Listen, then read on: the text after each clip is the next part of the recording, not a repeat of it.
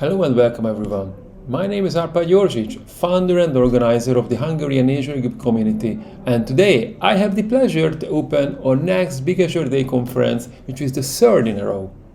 This year, as usual, we handpicked the best speakers from the field of cloud computing to talk about real-world scenarios in the areas containerization, multi-cloud governance, or emerging services and technologies like digital twins, mixed reality, or metaverse. Topics can be game changer for your organization or for your customers. As always, I would like to say thank you to our sponsors, Deutsche Telekom IT Solutions, Microsoft, and T-Systems International. And my suggestion would be to let's kick it off now, and I hope you will enjoy the event.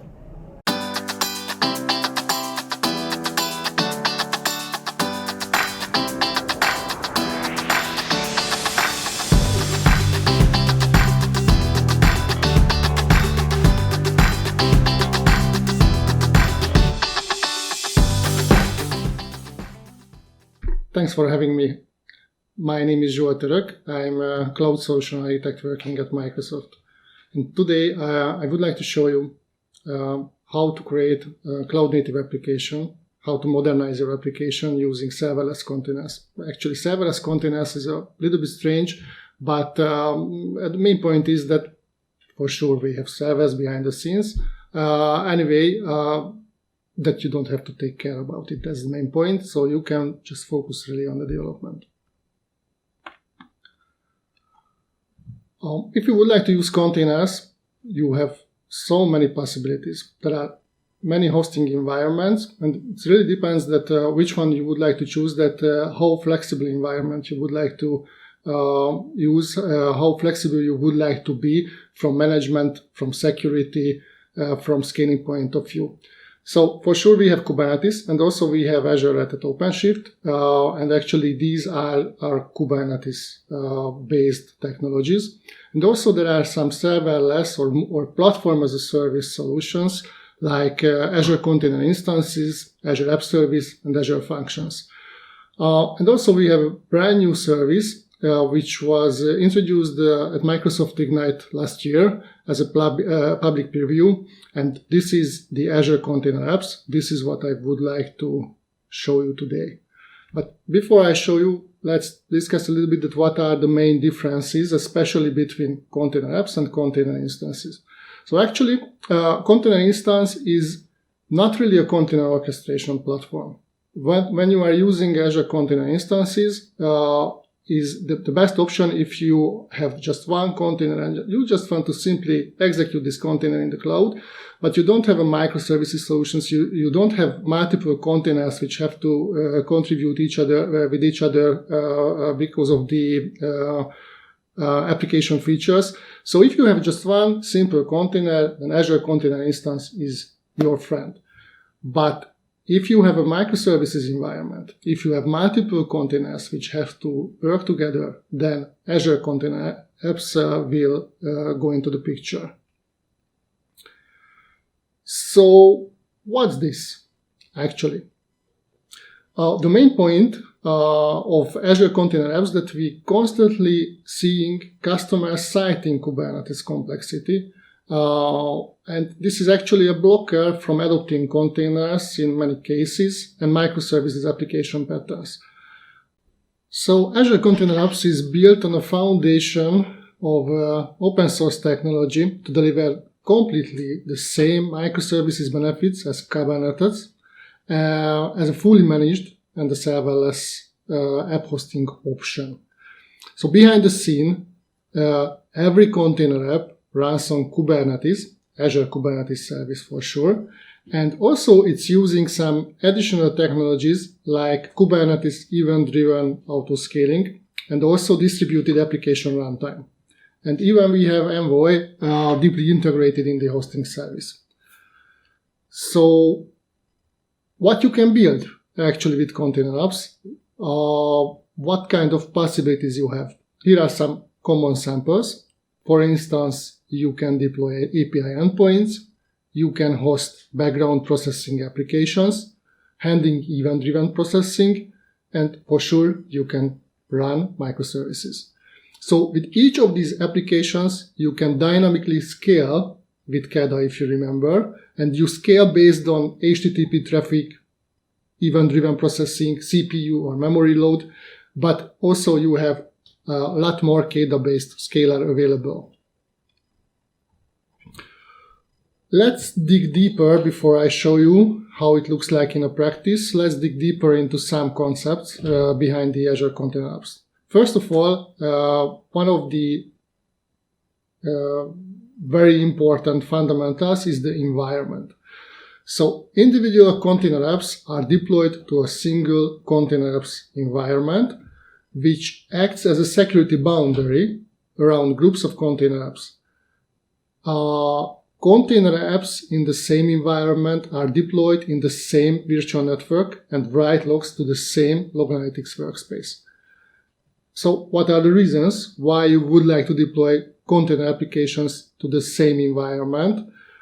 For instance, if you would like to manage related services, or you would like to deploy different applications to the same VNet, or have applications communicate with each other, for instance, using Dapper, or you would like to share the same Dapper configuration, or maybe the same log analytics workspace. For all of these reasons, you can use the same environment.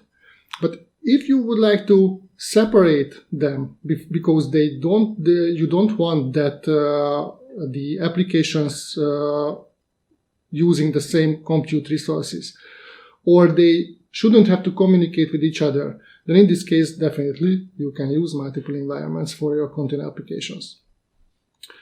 And what are the containers?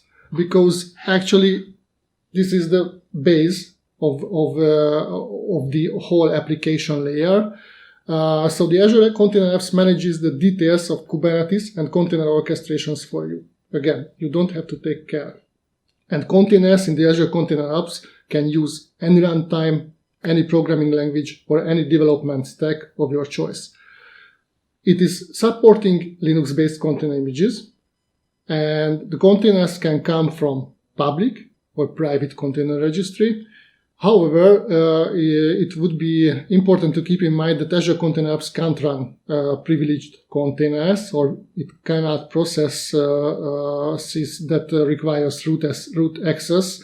So if you need this kind of possibility, then you will have to use Kubernetes instead. And there are revisions.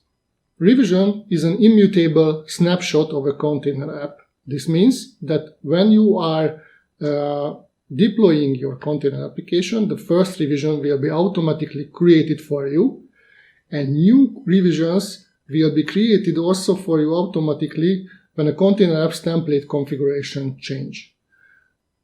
While revisions are immutable, they are affected by changes to the global configuration values, which apply to all revisions. This is something which is also important to keep in mind.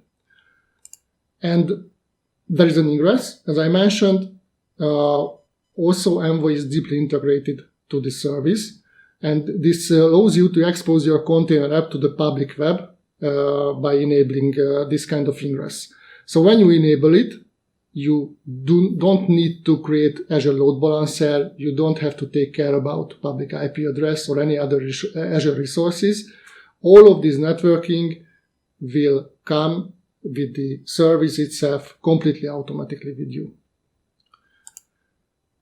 And finally, the GitHub Action integration is also available, which means that you can use GitHub Actions to publish your revisions to your container app, and as commits are pushed to your GitHub repository, your GitHub Action is triggered, will be triggered for you, which updates the container image in the container registry. And finally, once the container is updated in the registry, the Azure Container Apps creates a new revision based on the updated container image for you. So it's completely integrated with GitHub Action, and it will simplify the DevOps process as well for the container apps. I mentioned already that we have Kubernetes event-driven autoscaling as well, already included into the Azure Container Apps. When it comes to scaling, you have number of choices here, some of which support even scaling to 0. So, for instance, HTTP scaling and event-driven scaling support scaling to 0. So it means that when there are no requests to the microservice at all, or when there are no events, what the microservice has to process, in this case, it completely scaled down to 0 and no containers will be running. For sure, when we are talking about CPU scaling or memory scaling, the zero scalability is not available, but it's really depending on how much CPU is being utilized or how much memory is being utilized. Definitely, you can set it up to scale in and scale out. So let me show you how it looks like in the practice. So I have an Azure subscription here, and in this Azure subscription I have a resource group, and in this resource group you can see 5 different resources. There is a container apps environment. If you remember, this is the environment which will be the group of container apps together. We have a log analytics workspace. All of the container apps will send the logs into this specific log analytics workspace. And also we have a service bus namespace. This is just for the events. I will send some events to the service bus, and the processor container app will process it. And we have a second container app as well, which is called Portal. Actually, this is just a very simple web application to show the statuses that how many events are waiting for processing. When we built this application, actually we were used simple ARM template to build it. Let me show you quickly that how it looks like. So this is the ARM template actually, which is deployed to the Azure. You can use ARM template, you can use Bicep, you can use Terraform for sure. So for Azure Container Apps is completely integrated with all the major infrastructure as code scripts. Here you can see the ARM template, service bus, and there are some container apps here. Here we are. We have the Portal container app here, and you can see that some secrets are specified here, but also the scaling is specified here. So as you can see for the Portal, we have minimum 1 replica, and if it needed, we can scale out maximum to 5 replicas for now. And the decision would be that how many concurrent requests we will have. So after every 100 concurrent requests, we will scale up until we reach the max replica. And the same happens with the processor container apps as well, but this is a little bit different because as you can see here, with the event-based scaling, you can scale down even to 0 replica, which means that, for instance, currently we don't have any container running, but we can scale up until 10 maximum replicas. And the decision on the scale up would be that how many messages are coming from the service bus, how many messages we have in the queue. Before I execute the application, let me go back really quickly and show you that how the container app looks like in practice in the portal. So as you can see, there are not so many options at the end of the day, but definitely you can integrate authentication. You can choose several identity providers, the most famous identity providers like Google, Facebook, and so on. Also, there is a secret management. So if you don't want to use keyword for any reason, then the secret management is integrated here. For sure, this is not the most secret opportunity. I would say that if you have Azure Keyword, then please integrate with Azure Keyword through managed identities. The next menu would be for the ingress, so how the traffic will coming from the internet. And as you can see that for the portal, we accepting traffic from anywhere. So this is a public application published on port 80. The next one would be the continuous deployment. So if you have a GitHub repository and if you have a GitHub action, you can integrate with. This is how you can set it up. And also, this is the place to set up the container registry. Even if we are using a private or public container registry, this is the place when you can set it up, so where the container images are coming from. And revision management is also something really cool. So as you can see, currently I have only one revision for this particular application, but I can set it up, especially if I would have multiple revisions. I can set up that how much of the traffic is going to one revision and how much of the traffic is going to the other one. So this will make you possible to introduce A/B testing or blue-green deployment scenarios. I have some information of the containers, and this is the information how the scaling is settled up. If you remember that the current possibility to set up the scaling is through the ARM template or through the bicep template, but later definitely we will introduce it also in the portal as well to change the scaling options. You can see the same for the processor as well, but definitely for the processor we don't have any ingress because the traffic will come only from the portal. The traffic will go to the portal, but actually the traffic will come from the service bus only.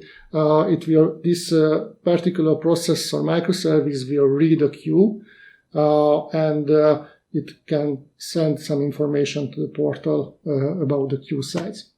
And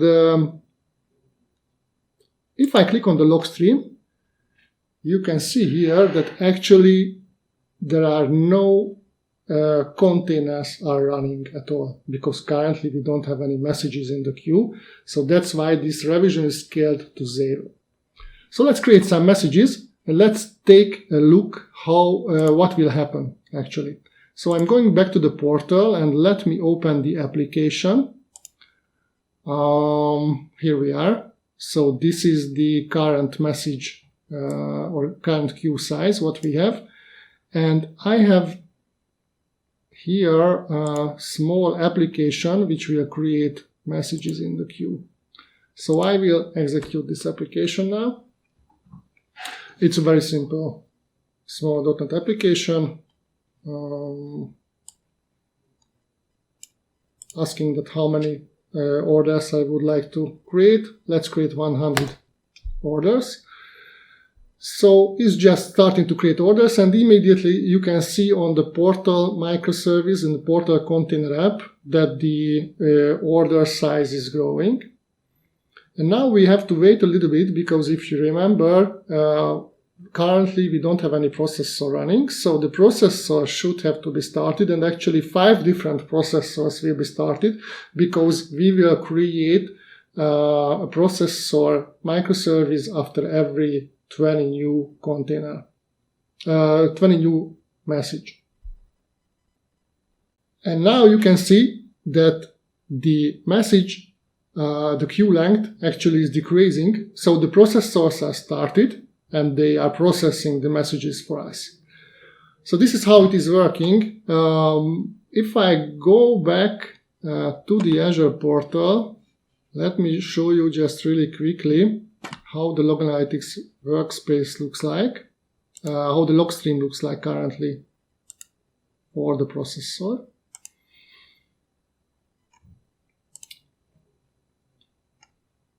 Here we are. And as you can see, now I have 5 different replicas are available for this processor container app.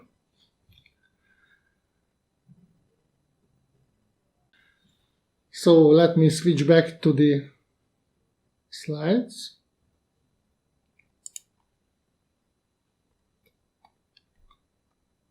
And the next thing what I would like to talk to you about is the distributed application runtime. Building microservices and especially distributed application is never easy. So for this reason, actually, we introduced this distributed application programming runtime, which is basically nothing else, just a set of APIs, which will make easier for you to write distributed applications. It runs as a sidecar process next to the application, so you have the container, which is executing the application, and next to it there is another container. This is the sidecar container, which is executing Docker component for you, and your application's traffic will go through every time to the sidecar container, and the sidecar container can do things for you. So even whether you are on Kubernetes or in any other environment, this Dapper will give you a set of primitives in the form of PubSub, state management, secret management, event triggers, and service-to-service calls that are secure and reliable, because actually the sidecar container and the normal application container is communicating with each other through HTTPS or on gRCP. And also the Dapper will give you a chance to introduce MTLS, so secret communication between the different containers. So with Dapper, actually, you can really focus on building the business logic instead of the infrastructure, because this would be an abstraction layer for you. And independently that regarding to these primitives, that what you would like to achieve, then the Dapper will know how to do it, and your application logic shouldn't have to contain the logic for the state management, the PubSub calls, and so on. So how it looks like in the practice, it's really simple. Again, the Dapper and containerized application will communicate with each other through HTTP or gRPC. And what you will have to do is that you will have to configure that, for instance, the another service, how it can be reached, what is the address. But then your application, what you are currently developing, just to have to create a simple API call. So as you can see on the slide, this is just a post call. Actually, if we are talking about service-to-service invocation, it's invoking the new order method of the cart microservice. At the end of the day, where is this cart microservice running? And how you can access the new order method, this is something what the Dapper will know, but your application shouldn't have to know, so this will be abstracted from the application. And it's completely the same for the state management, for instance. So in the next sample, you can see that we are getting the item 67 from the inventory database. And what kind of database is this? Your application shouldn't have to know, so it can be a SQL, it can be a NoSQL database, you can use Cosmos DB or whatever. The main point is here that you asking for the specific item, Dapper will know how to do it, and this would be abstracted away from the application. And finally, the same for the PubSub. With this sample, we are publishing actually a new order to the shipping shipping queue, basically. And the key is here that if you want to change the implementation, you want to change the state store. For instance, you would like to switch from NoSQL to SQL, or from SQL to NoSQL, or you would like to create a cloud agnostic solution, and you want to switch cloud provider, for instance. In this case, what you will have to change is the Dapper configuration, but the application can remain intact. And again, it shouldn't have to know about this kind of change. And the Dapper is supporting so many components. These component sizes are growing. Actually, this is an open source project, so everybody can contribute to it, and there is a very good community around the Dapper. So it means that we have possibilities, and we have many new components are arriving every week, every month. So this is basically what I wanted to show you around the Azure Container Apps. So you can learn more about Azure Container Apps or try it yourself at azure.com. We can't wait to see what you will build. actually. So the key aspects, just as a summary about the cloud-native application development. Again, what we see is that containerization is definitely the key point to standardize and package your application. Using microservices, especially if you would like to build a highly scalable environment, then please consider to use microservice architecture. And finally, you can use, if you have containers and if you have microservices, you should use container orchestration like Kubernetes, or again, if you would like to focus really on the development and not the management side, then Azure Container Apps will be your friend. And altogether, it will work effectively if you are creating a DevOps pipelines, build and release pipelines for your application, and also if you will use infrastructure as code to build up your infrastructure as well. So these are the key points. If you have any questions, please ask, and we will answer it through the web page. And our next presenter would be Viktor Dudás, who will talk to you about the digital twins, mixed reality, and the metaverse as well. Thanks, everyone.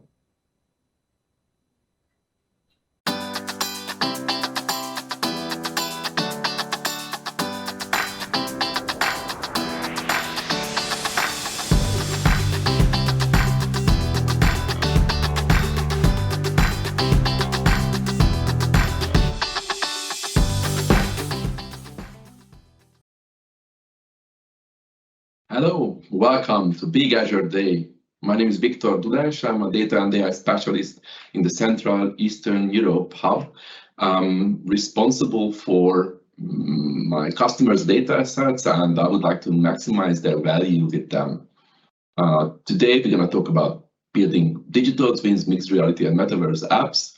But before we jump into the more technical details, I would like to give you an overview which has been presented by Sam George in last May at the Build conference. So I highly recommend you to look it up and watch that as well.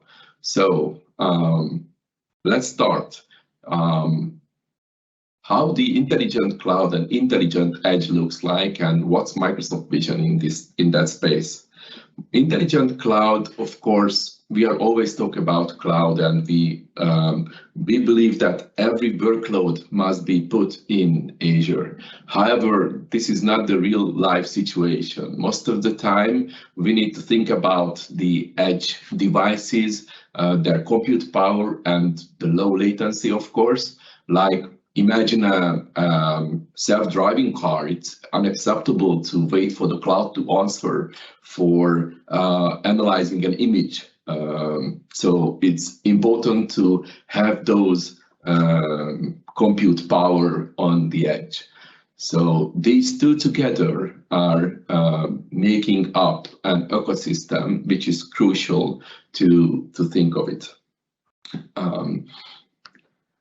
When we design any kind of solution, it's always runs some portion in Azure or cloud and some portion on the intelligent edge. Even if you think about a simple web application, when you write your browser application, it runs on the edge. So you have to think about the environment, the ecosystem, how to communicate with what, etc. So it's always twofold. Let's imagine an intelligent city, a smart city. We have the physical representation and we have a digital representation in the cloud. So we have the digital twins running in Azure. And in this case, let's talk about this smart city. What can you do with digital twins? So the first step is always not just collecting the data from the physical environment, but have a digital replica in the cloud and synchronize the values.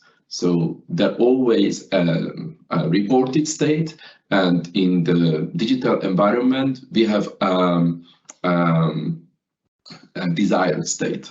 So when we want to fine-tune something in the physical environment, or we want to change some threshold, we have to change it in the digital environment first and synchronize those together. So it's not just data collection, but usually we start with that. So that's step one, how to synchronize the data. The second step, when we have all those sensors, we are able to collect the data, we can monitor those values, and we can make decisions based on that. So step two, monitor everything from the physical environment, and of course we can do it in the digital environment. What else? If we start to historize the data, so each change what happens in the physical environment is reflected in the digital environment, and we just not just store the actual value, but we have the past data. We can time travel basically, and we can look back what happened in the past. And of course, if we do that, we can analyze and compare the values. Is it better? Are those carbon footprint is better, or the heating, ventilation, air conditioning works better than last year? It's a way to do to analyze that data. And of course, if we have a historical data, we can find patterns, or machine learning algorithm can find patterns and predict the future based on the current physical data. We can teach the machine learning models, and we can train them based on the past data, and of course we can predict the future. So if we have an agent-based environment in the digital environment, and we are able to reflect the real life situation with agents, we can have a digital environment totally separated from the physical environment, which actually acts like the real physical environment, and we can make decisions out of it. If we have a perfectly well-working digital environment, we can have models which can learn based on the simulated environment, and if we do it correctly, this trained model or learned model can behave similar way in the physical environment. So basically, if we have many digital environments and we let the machine teach itself in those simulated environments and it works perfectly, we can deploy that model into the physical environment and it should work and behave similar way. We call it autonomous control. Okay, and if we have this physical and the digital environment and we mesh those together, we combine them, we can interact with it. So the physical world has some information, of course, and the digital environment can augment it. So we can use some augmented reality glasses like HoloLens, and we can communicate with the physical and the digital environment together. And these are the enterprise metaverse, and the actual layers are, we have product for each layers. So from bottom to the top, in the physical world, we provide intelligent edge environment, software equipment and sensors, etc. The connectivity is Azure IoT Hub. To model the physical world is the Azure Digital Twins. And if we want to use spatial information, Azure Maps is perfectly fine for that. We have to analyze the historical data, we can use Azure Synapse Analytics and Azure Data Explorer. We can run AI and predict machine learning, we can use predictive machine learning algorithms with Azure AI. And also, if we are talking about machine teaching, we have autonomous systems, which is, if you want to look it up, look for Project Bonsai. And also, if we go from these layers to the top, you can see that the HoloLens is on the top, where you can augment and combine the physical and the digital environment. We have a lot of partners who actually able to deliver these solutions. So this is all of them have actual customer stories and real life examples. So if you wanna look for other aspects, how they utilize this software pack, just look for these partners. I'm super proud of these two partners. ANSYS, they are able to simulate real-life physical environment, like hundreds of thousands of particles and how the air conditioning works in an office, how the different objects or furnitures in the office alters the behavior and the efficiency of the heating and air conditioning, etc. So there are many aspects how to use this technology. So if you want to look for something like that, just look for ANSYS. And the other one is very interesting as well, Cosmotech. They use similar approach. I'm just going to zoom in. So they have very similar slides about the digital and the real world, how they work together. So they can use simulation in the digital twin, in the digital environment. Of course, there are some uncertainties, but there are some rules like physics, and they can test different scenarios, what if and how to scenarios, and they can control with these trained models the digital environment. And if it works perfectly, it can control the physical environment as well. So it's a very interesting view from Cosmotech. Okay, now let's start to talk about my experience with experiment with digital twin. I came up with a solution for, I wanted to have a thermostat which has a programmable digital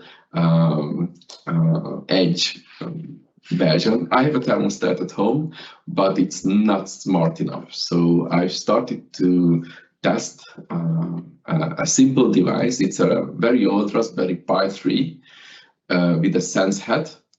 The interesting is that it has a temperature, a humidity, and a pressure sensor on it, but the temperature sensor is so close to the CPU, so it basically measures itself, not the environment.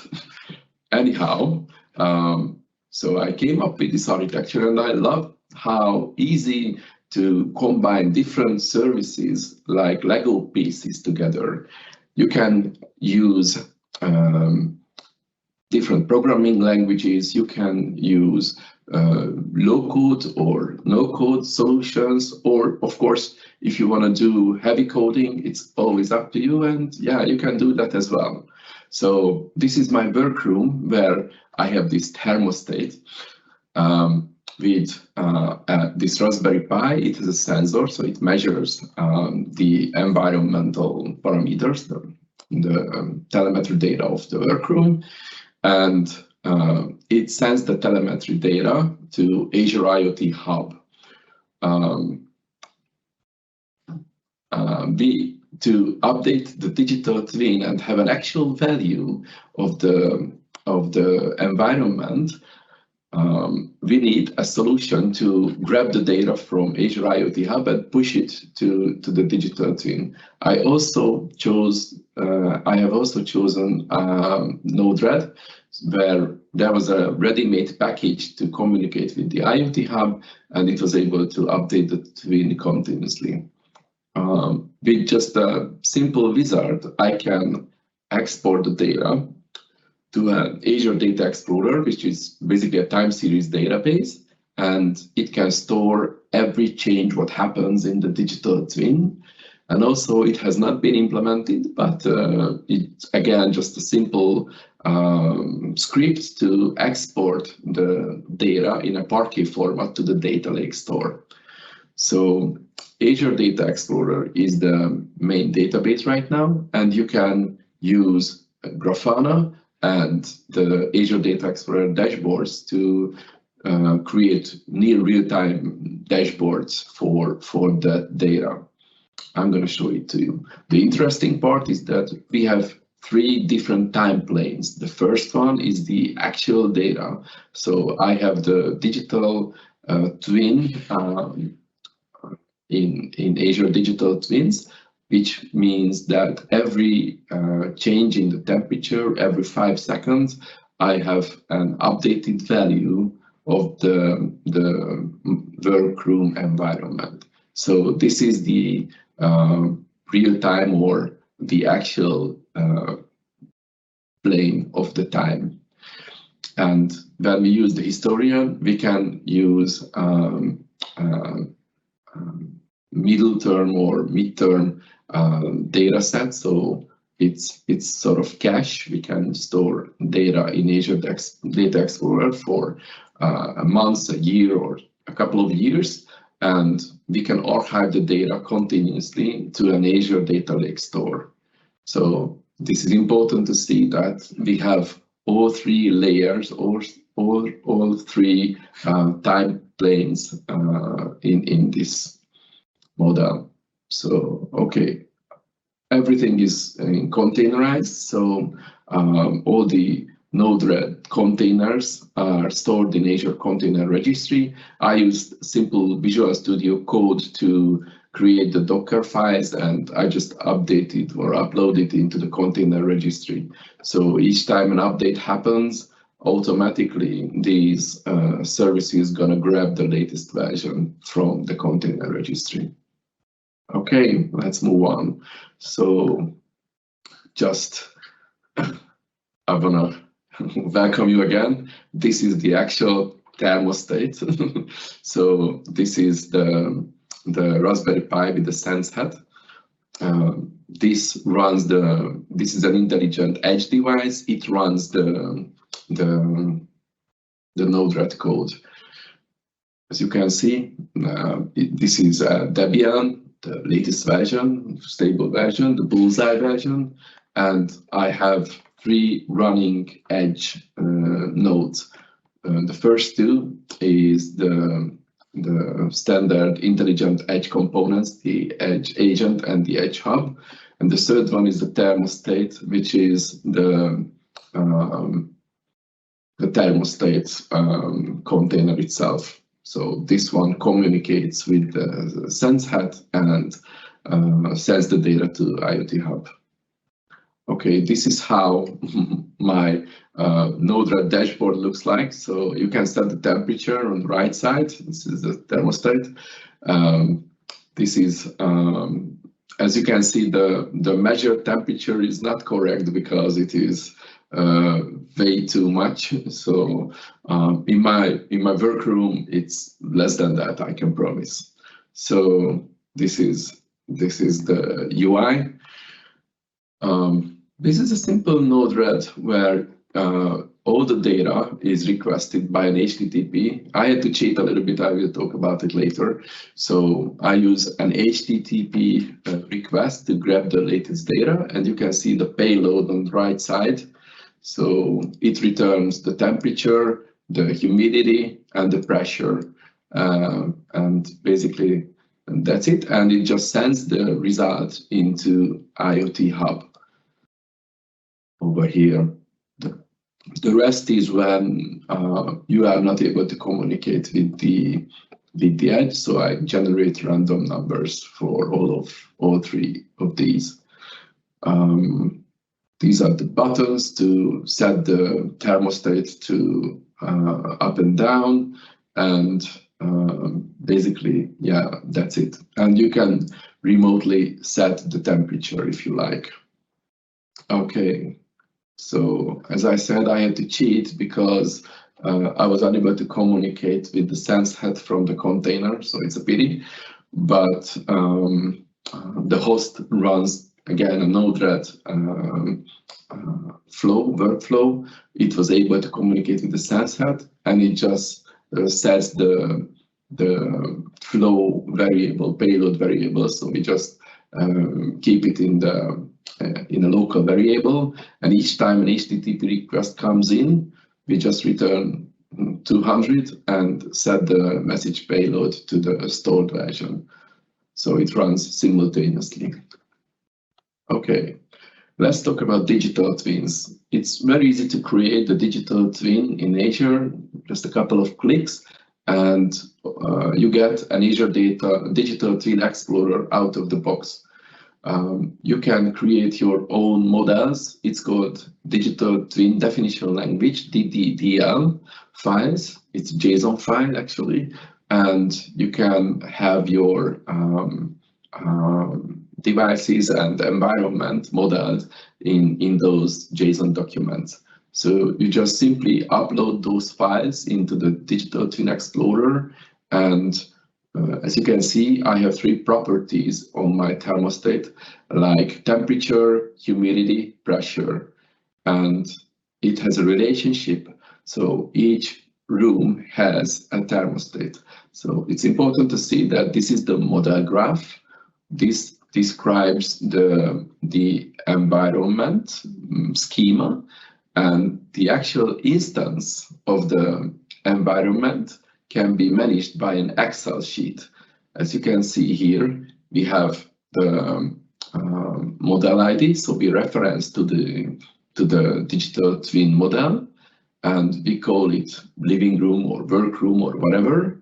And also we have thermostats in those rooms, in the living room and the workroom, and we define the relationship to that. So room contains the thermostat, and we can initialize the data, the temperature, the humidity, and the pressure over here. And if we import it into the Digital Twin Explorer, we can see that we have the workroom and the living room, and it contains 2 thermostats, like the work thermostat and the living room's thermostat. Here are the actual values. So these properties are already contains the actual values. So when this Node-RED container runs, it's already able to update immediately the twin graph. So model graph is the schema, twin graph is the actual representation of your building or your environment. Okay. So this is the way to update the twin. This was created by my colleague, a French colleague.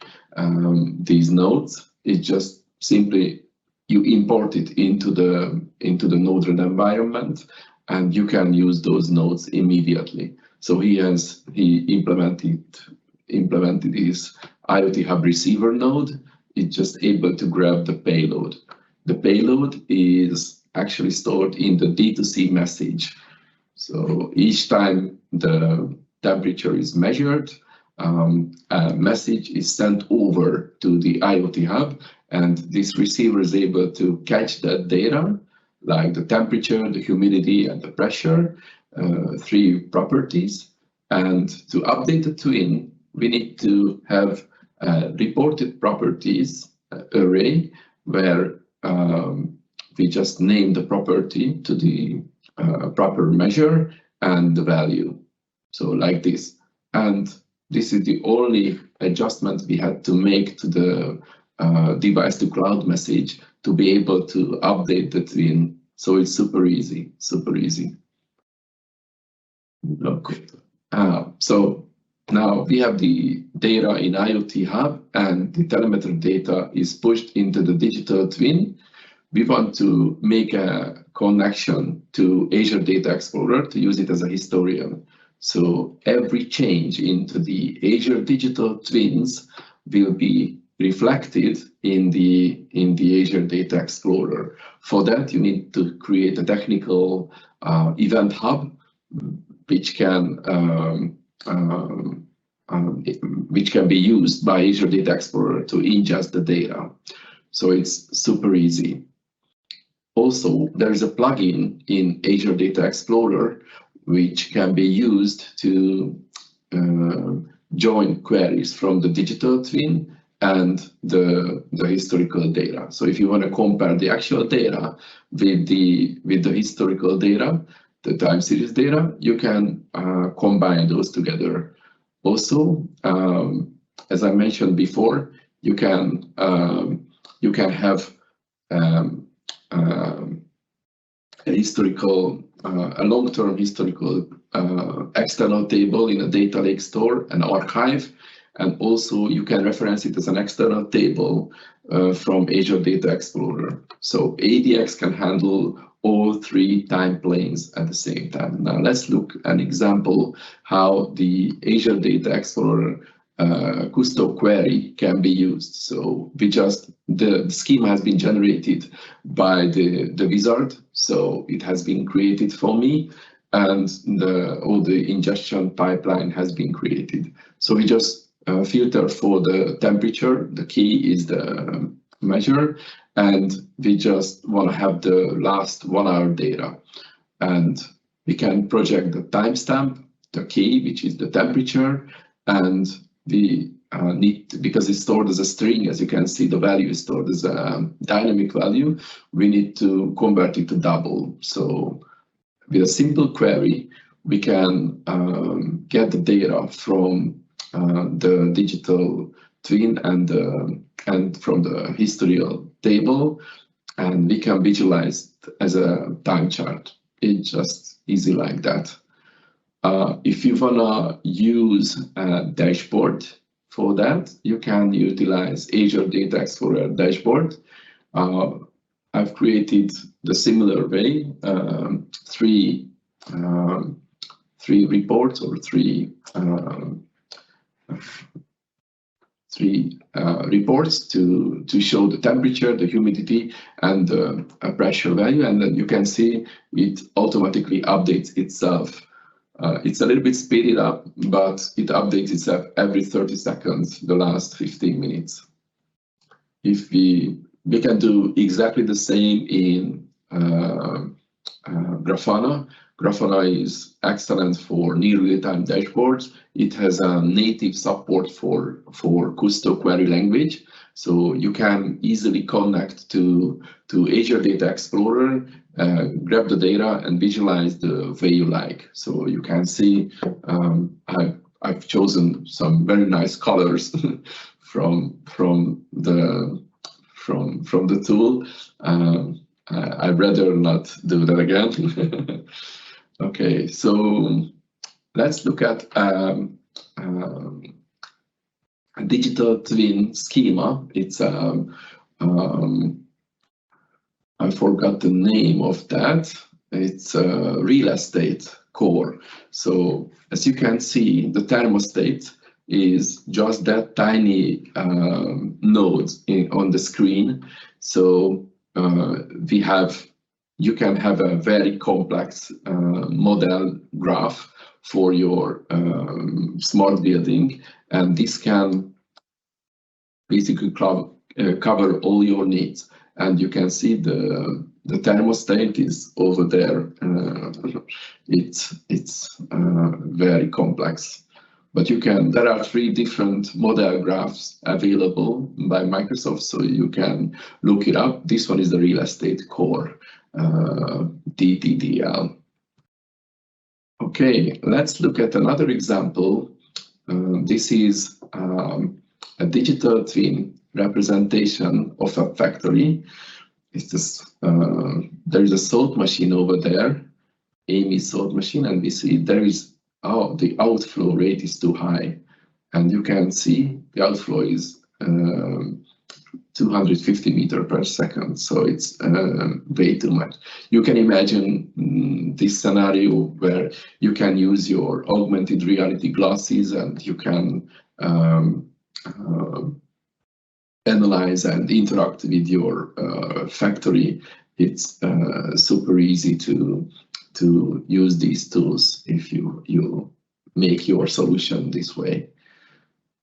All right, there are some links how to start with Azure Digital Twins. I strongly recommend to check these out. Also, there are some customer stories at the end. So like BP and AB InBev, they are super cool. I really encourage everyone to look for digital twin solutions. And imagine our today. Look at this video People, at the end. vehicles, businesses, buildings, hospitals, factories, entire cities, and the billions of devices that connect us to this world and to each other. This is the physical world. But what if we can replicate that physical world into its digital twin? A digital twin that is bound to the physical world in real time, that we can experience in mixed reality, that we can collaborate with, that we can run simulations on and find what is important to us, that we can apply AI to learn, predict, and act, to save time and money, to reduce carbon, to preserve natural resources, to improve safety, to bring us all closer. This is already happening today. Across the world, organizations are taking advantage of this new wave of innovation that trends to an interconnectedness that enables the metaverse. Everything modeled in the metaverse mirrors the status of its physical twin, including the interactions and relations between everything else. By applying the power of the cloud, we eliminate boundaries of what this can do.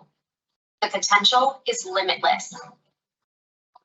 We can now track and analyze data from connected environments to identify patterns, trends, and anomalies.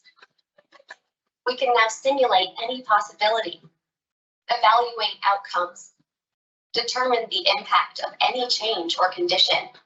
We can now harness AI to perceive the physical world, to improve and automate tasks, to give superpowers to your frontline workers. We can now give everyone in your organization the power to build apps and workflows, to collaborate with each other in this virtual space, to share and receive expertise at the right time with the right context in front of you, to move through the physical world and get relevant information about its digital counterpart when and where you need, using mixed reality. The Microsoft Cloud brings these capabilities together with the limitless computing power of the cloud and intelligent devices at the edge, and creates this framework for building immersive and impactful digital twin, mixed reality, and metaverse solutions.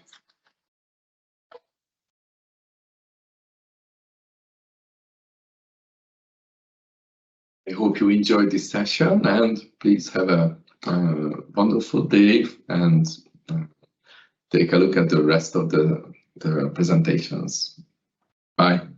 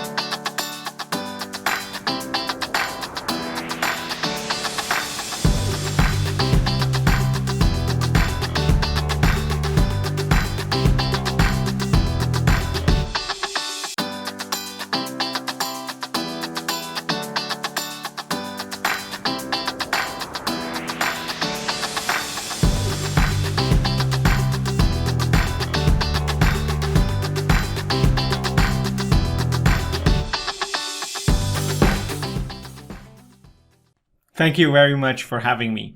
Hi, my name is Thomas Maurer. I'm a cloud advocate working at Microsoft, and we are part of the Azure engineering team. And we are basically building content, delivering content. This can be articles, videos, presentations, documentation, and tools, and much, much more to make our customers more successful with our products and solutions.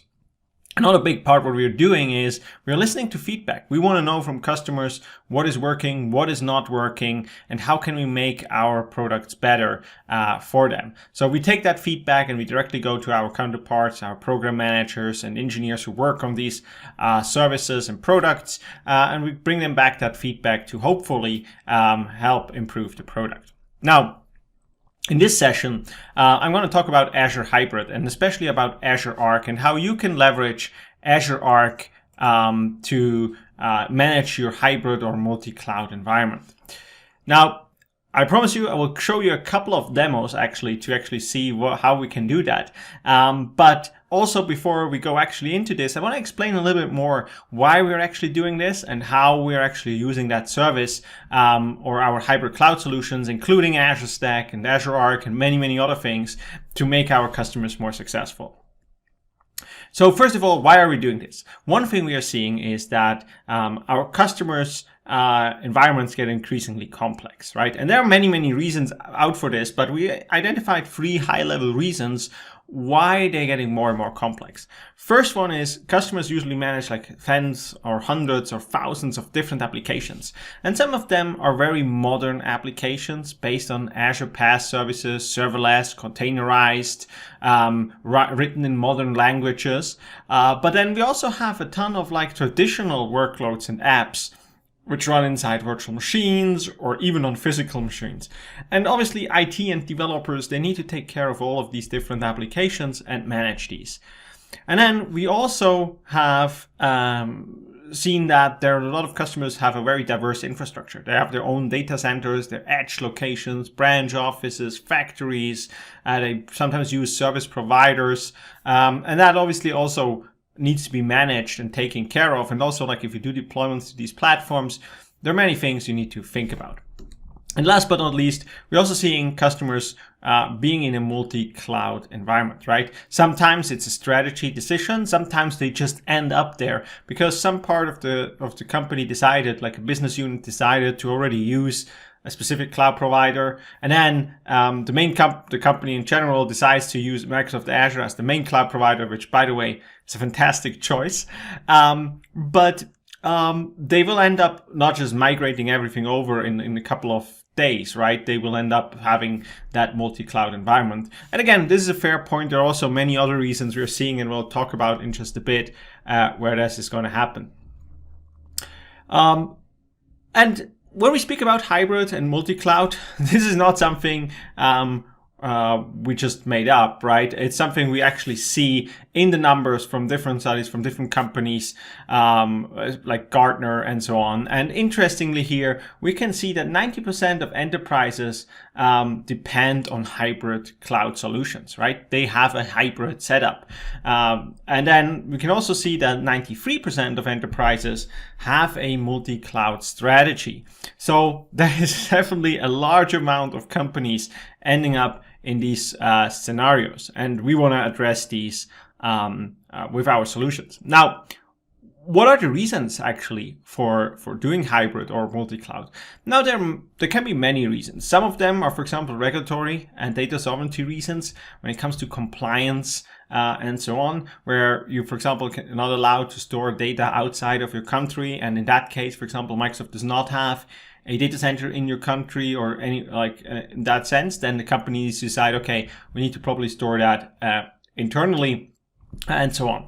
We also see that, like, for example, networking challenges. So we can see that in some cases you have bad network connectivity or no connectivity at all. Or you have, for example, applications which can't really deal with higher latencies. So you need to be closer with your application to the end user. And so those are all valid reasons. And again, you can see much, much more here on the slide as well. So we know that and we acknowledge that. And I always like to show this picture here. This is a picture I took at Microsoft Ignite in 2019 when we actually introduced Azure Arc. And I don't want to see what's on the slide, but I want to quote Jason Santos here, which you can see on the picture. He was delivering the second keynote directly after Satya Nadella, and he is the Azure engineering lead. So all the Azure services built, or all the Azure engineering teams report to him. He's directly under Scott Guthrie. And what he said basically in the keynote is that hybrid is going to be an end state for many of our customers, not just the in-between state until everything is moved to the cloud. So we are really serious about hybrid and multi-cloud scenarios. Now, we obviously want to help our customers there, and we understand that not every customer has the exact same challenges or the exact same requirements. So we offer a large set of tooling when it comes to hybrid. And hybrid actually is like not something new, right? We have done that for a very long time. Microsoft Azure actually is built from the ground up to be a hybrid solution. So we have different services, again, depending on what the customer needs. Starting on the bottom right here with Azure IoT, we have a large set of IoT solutions which help our customers to manage IoT devices, deploy applications, update them, get telemetry, get data of these to actually make sure you can then take the power of the cloud to actually analyze that data and much, much more. And then you can also see about our Azure Stack portfolio, right? Azure Stack is not just one single product anymore. It's a family or a portfolio of different products and solutions. And there we have Azure Stack Hub, Azure Stack HCI, and Azure Stack Edge. And those are absolutely great solutions. Like Azure Stack Edge allows you to run machine learning and like AI on the edge. And it's also like some sort of a storage gateway. So you can actually store very fast. You can store a lot of data on this device, but then you can actually offload that data to the cloud to do some advanced analytics as well. And then we have Azure Stack Hub, which allows you, especially in this connected scenario, to run your own instance of Azure, if you will, to actually have that consistent experience between Azure and what you run in these environments. And then with Azure Stack HCI, we actually give you this hyper-converged infrastructure platform where you can run not just virtual machines, but also container platforms and our Azure Arc-enabled services on top of it. And that is exactly what I want to mention here as well, is one of the things we realized is that especially for architects who want to build these architectures for their applications and solutions, they often want to use these high-level PaaS services, especially in Azure. They perform very well, they keep the costs down, but what they realize is as soon as they need to like architect these solutions in a multi-cloud or hybrid environment, these PaaS services are only available in Azure. They can't really run in your local data center, or they can't run at another cloud provider. You have different ones. And so we are addressing this with Azure Arc. So that is where we actually bring in and actually help cloud architects and developers and IT pros to bring these Azure services to anywhere, right? So I want to quote their program manager within Microsoft who said basically, well, if a customer can't use our Azure service in Azure, we bring the Azure service to the customer, right? So that is what we're doing there, one part of Azure Arc. And then last but not least, I think one of the important parts we're going to talk a lot about is this middle line here, the single control plane with Azure Arc. Azure offers this great control plane capabilities to manage all the Azure resources. And now with Azure Arc, we're extending this to all the resources running outside of Azure. So this is where I want to dive into, especially like at the Azure Arc part. And if you need to like have a sentence what Azure Arc is, it really does extend Azure management and services to anywhere. Meaning that you can use the Azure control plane to gain central visibility, operations and compliance views, and you can use management tooling to actually keep everything under control. Then we want to give you these cloud native toolings, and we want to make sure that you can build these cloud native apps anywhere and manage them at scale. And then last but not least, as I already mentioned, bring Azure services to any infrastructure and let them run in your own data center or even at another cloud provider. So On an architectural side, when we look at Azure Arc, we offer this single control plane using Azure Arc. And again, this is not using something different. It's really the Azure control plane. And Azure Arc basically is the bridge to get these resources which are outside of Azure in the Azure control plane. So we basically have there two pillars. One is Azure Arc enabled infrastructure. And this allows us to, for example, connect existing infrastructure such as servers or Kubernetes clusters to the Azure control plane and start managing them as if they would be Azure resources. Because what happens with Azure Arc, as soon as you connect them, they actually become native Azure resources. And then the other part is what we call the Azure Arc enabled services. And that part is where we allow you to run Azure services outside of Azure, again, wherever you need them. And so instead of just talking about it in some slides, let's quickly switch to a demo here. And for that, I'm going into the Azure portal. And here I'm in the Azure portal. And if I click on all resources, you can see here I have all my Azure resources here. And if you're not familiar with Azure, everything in Azure is basically an object, from a virtual machine to a network interface to a disk, databases, web apps, even a IP address is an object. And all of that has a type, is part of a resource group, joined to a location and part of a subscription. And they can use tagging to actually organize these resources. Now, customers tell us, hey, this is awesome, especially if I have a large set of resources I manage. Azure Resource Manager really helps me to do that. Now, but what about the resources which are outside of Azure?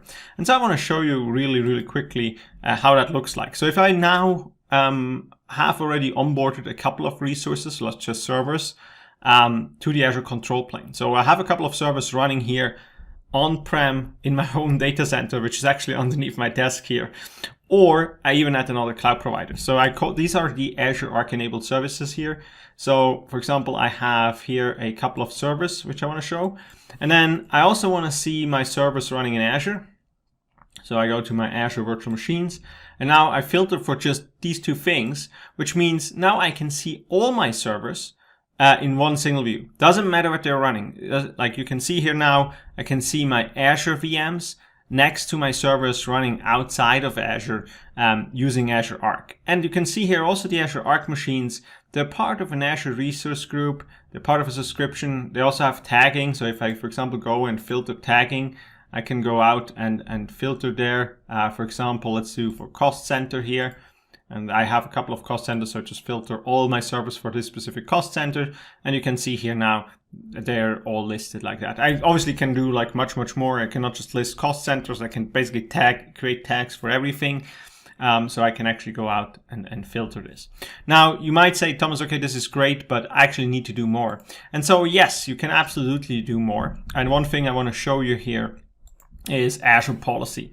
Now, Azure Policy is actually our tool to manage the Azure environment and make sure that you can keep it under control. So not every IT person or developer can go out and deploy in every region, for example, or use our largest MV2 series virtual machines, which have a couple of hundred cores, terabytes of memory, and drain credit cards within seconds. So we can actually use these policies to restrict these environments. What a lot of people don't know is that we also have policies which are called Azure Policy Guest Configurations, to actually assign to the operating systems of servers running in Azure. And with Azure Arc now, we can assign these policies also to servers running outside of Azure. So I already created a short example here. So if I go to Compliance View, you can see here that a couple of things. First of all, you can see I do a horrible job when it comes to compliance. There's a lot of red and still a lot of opportunity for me to get better. But then you can also see that I have here a set of policies which are assigned to my environment. And so one policy I want to show you here is one I assigned beforehand. And this audits Azure or servers, not just Azure machines, but servers which have insecure password settings. So it goes out and checks all the machines in that specific scope to see what kind of settings do they have when it comes to passwords. And so if you look down here, you see all the specific policies. So you see things like password maximum age, password length, and many of these things. And you can see here that obviously there's a lot of non-compliant. You can also see how many resources are actually not compliant there. And More importantly, on the non-compliant resources, I can now actually see which resources are not compliant with that. So I can figure out which servers are not configured correctly. So you can see here, I can have a couple of Azure VMs here which are not compliant, but then you can also see here I have servers running outside of Azure. You can see that from the resource type. We have Microsoft.compute/virtual machines, which are Azure virtual machines. And then we also have Microsoft Hybrid Compute/machines. So these are servers which are running outside of Azure. And I can now figure out, okay, hey, these servers are not compliant with my specific policies in this environment. So I can actually reach out to the owner of the server and basically see, hey, how can I fix this? Now, there's a couple of more things we can do. Obviously, we give you a set of pre-configured policies you can just enable, but you can also create your own policies as well. So think about it as group policies on steroids in that case. Now, quickly going back to the slides, and I want to show you how we do this. And the way we are doing this is we are actually looking here at the management over high-level management overview in Azure, right? So let's start on the left side. We as Azure customers, we actually use tooling or experiences, as we call it, for example, like the portal, the PowerShell, the CLI, APIs, SDKs, and so on. And when we are interacting with Azure, we actually interacting with the Azure Resource Manager, which is basically the magic about on all the things I just showed you. For example, role-based access control, subscription management, tagging, indexing, search, grouping, policies, all that stuff is based and much, much more is done by the Azure Resource Manager. And that really helps managing resources at scale. On top of that, we also offer a rich set of management services, if you will, for monitoring, update management, containers, backup, security, and so on. And until we introduced Azure Arc, this was basically just done for Azure resources. Now, we understand that Azure, like customers, as you can see here, also have resources which are outside of Azure, right? So running in a multi-cloud environment or on premises, and the customer probably uses like existing tooling, their own Kubernetes tools, server admin tools, data studio tools, and so on to manage these resources. Now, what Azure Arc now does, it connects these resources, doesn't matter what they're running, and actually onboards them to Azure Resource Manager, makes them native Azure resources, even though they're running outside of Azure. And now we can take advantage of all these management capabilities while not creating that dependency to Azure, so you can still use your existing tooling to manage your systems there as well. Now, with Azure Arc enabled infrastructure, I just mentioned and I showed you a couple of things. We support not just servers. We have Azure Arc enabled servers, again, supporting different kinds of operating systems. We also support Azure Arc enabled SQL servers, meaning like your existing Microsoft SQL servers you have on premises. You can connect them to Azure Arc, to the control plane, and take advantage of, for example, some security audits and so on. And then we also support onboarding Kubernetes clusters.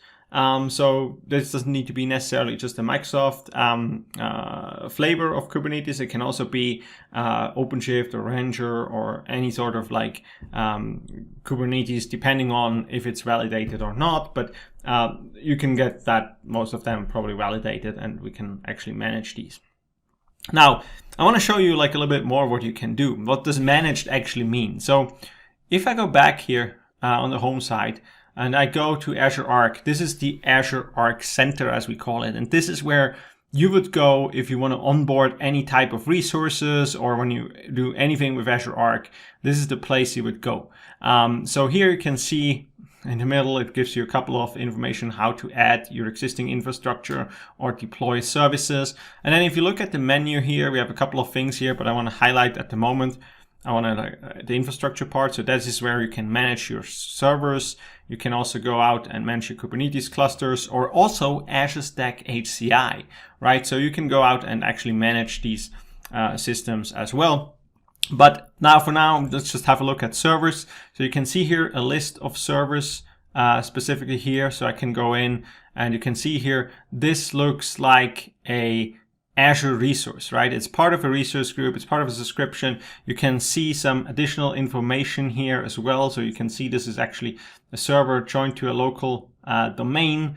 You can see here that I can use tagging for cost center. I can use role-based access control here. I can use the Azure Active Directory to make sure who can actually access that Azure Arc-enabled resource. And then I can take advantage of a couple of things. For example, I can go to Azure Security Center and I can see here a couple of recommendations. So like this periodically scans the system. It enables Azure Defender for servers. And you can see here I can actually get like, okay, what do I need to do for that specific system? And then I can get more information here as well. I can actually go out and see logs on these systems. I can actually get monitoring information here as well. So I can get all these different informations here just right within the portal as well. I can get software inventory and change tracking and even update management. So if I go to update management, you'll be able to see here that I don't have all the updates installed on that specific machine. So what I could do is just go and schedule a new update deployment, give that a name, and then I could define the maintenance window. I can also configure the reboot options. Again, there's much more to it. I just want to show you really quickly how this goes.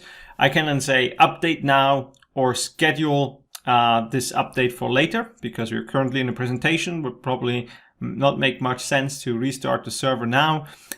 So you could schedule that for later outside of your business hours, for example, and you can also make that recurring if you want to do it, for example, let's say every Tuesday night.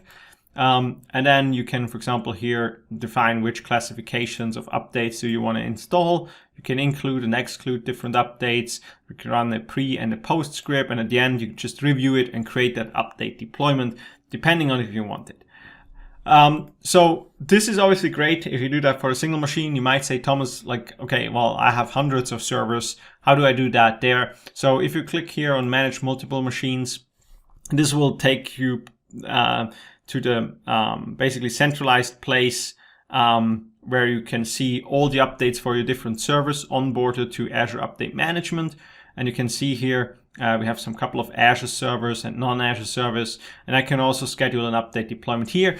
The only difference with this is that I now can not just select one machine, but I can select a group of different servers here, and then basically go out and deploy this to all of these servers at a specific time. I can also group them. So I'm going to update group 1 servers on Tuesday nights and update group 2 of servers on Thursday nights. So I can configure that here as well.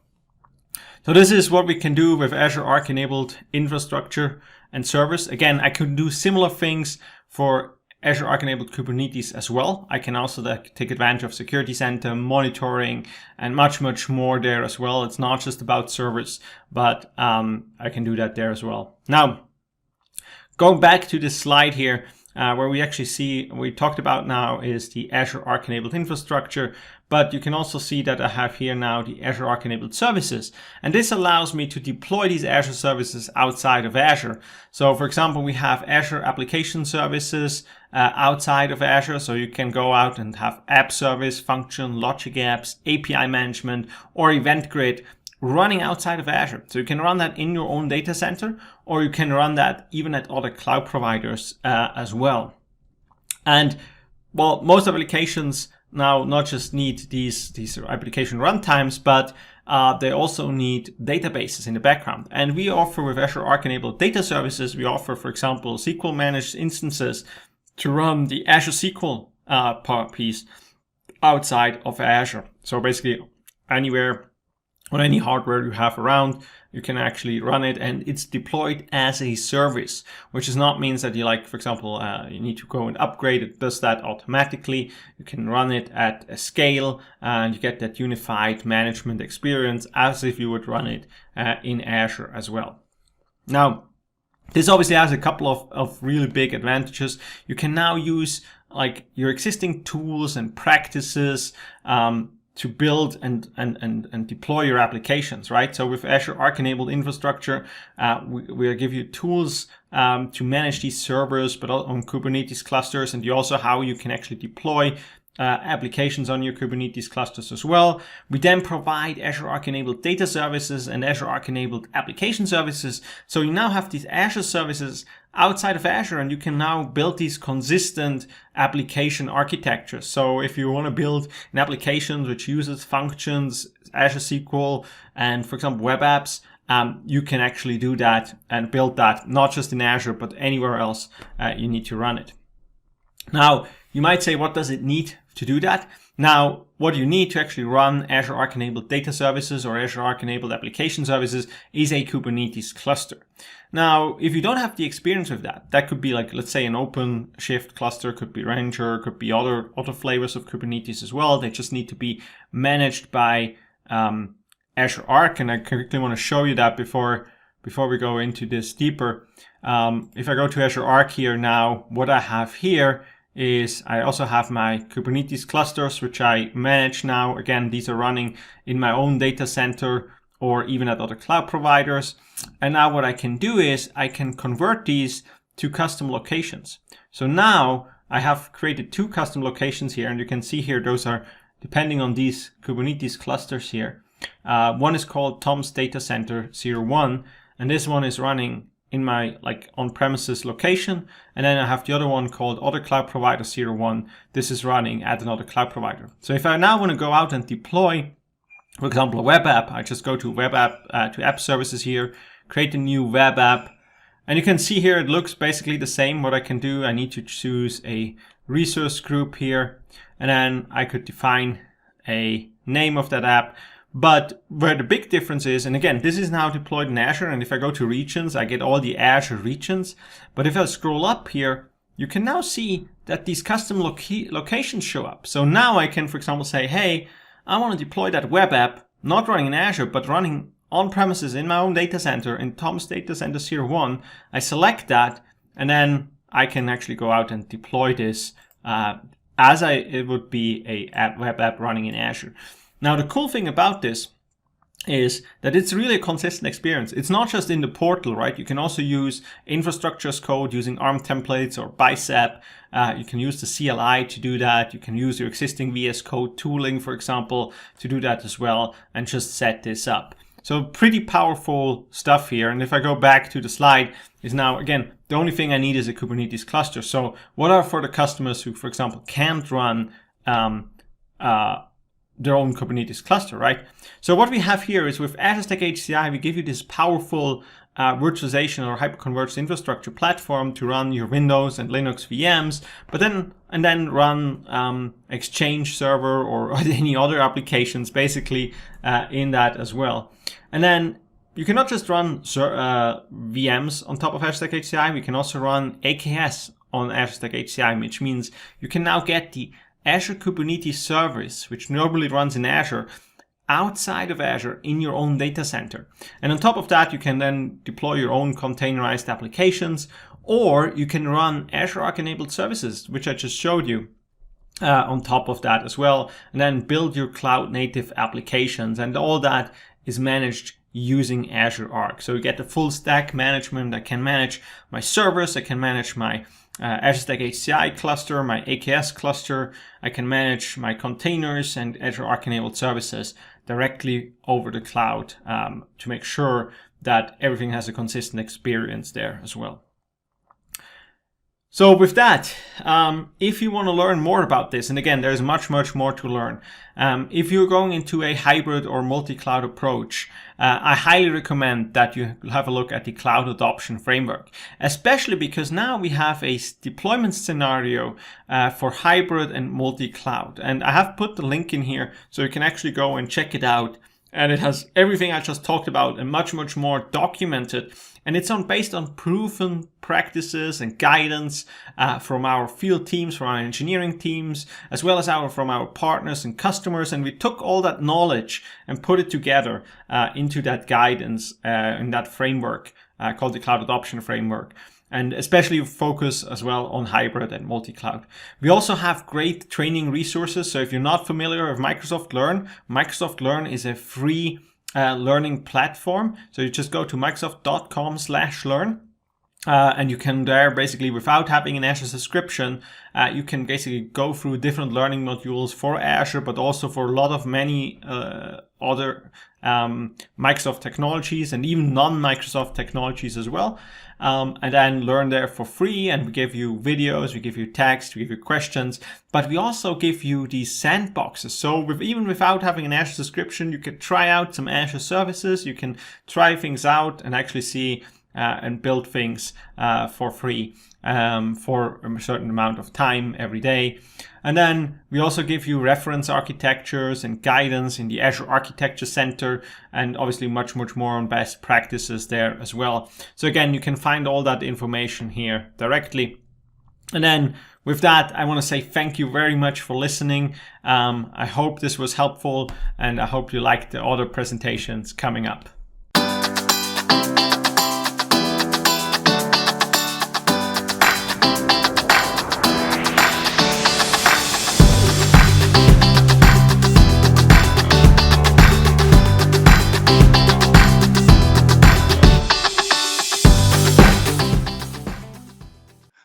Hi everyone, welcome for our KubeFed Next Gen of Container Workload Orchestration session. I'm Francis Sarko and I'll be the moderator today, joined by Fuvez Zoltan, our resident Kubernetes expert. Welcome everyone, this is going to be a very exciting session. So what is KubeFed? Kubernetes Cluster Federation allows you to coordinate the configuration of multiple Kubernetes clusters that KubeFed provides are intentionally low level and intended to be foundational for more complex multi-cluster use cases. Well, that's quite a lot and to ingest. So Zoltan, for those who haven't had much experience with Kubernetes, could you just give us a high-level overview as to what Kubernetes is and then how KubeFed builds upon this basic premise? So thanks, Francis. Yeah, as you know, Kubernetes is for container workload orchestration. So if you have a lot of microservices and you want to solve somehow the deployments and running of those microservices, you have to definitely use Kubernetes because it's the simplest and easiest way to achieve that. Awesome. Thank you, Zoltan.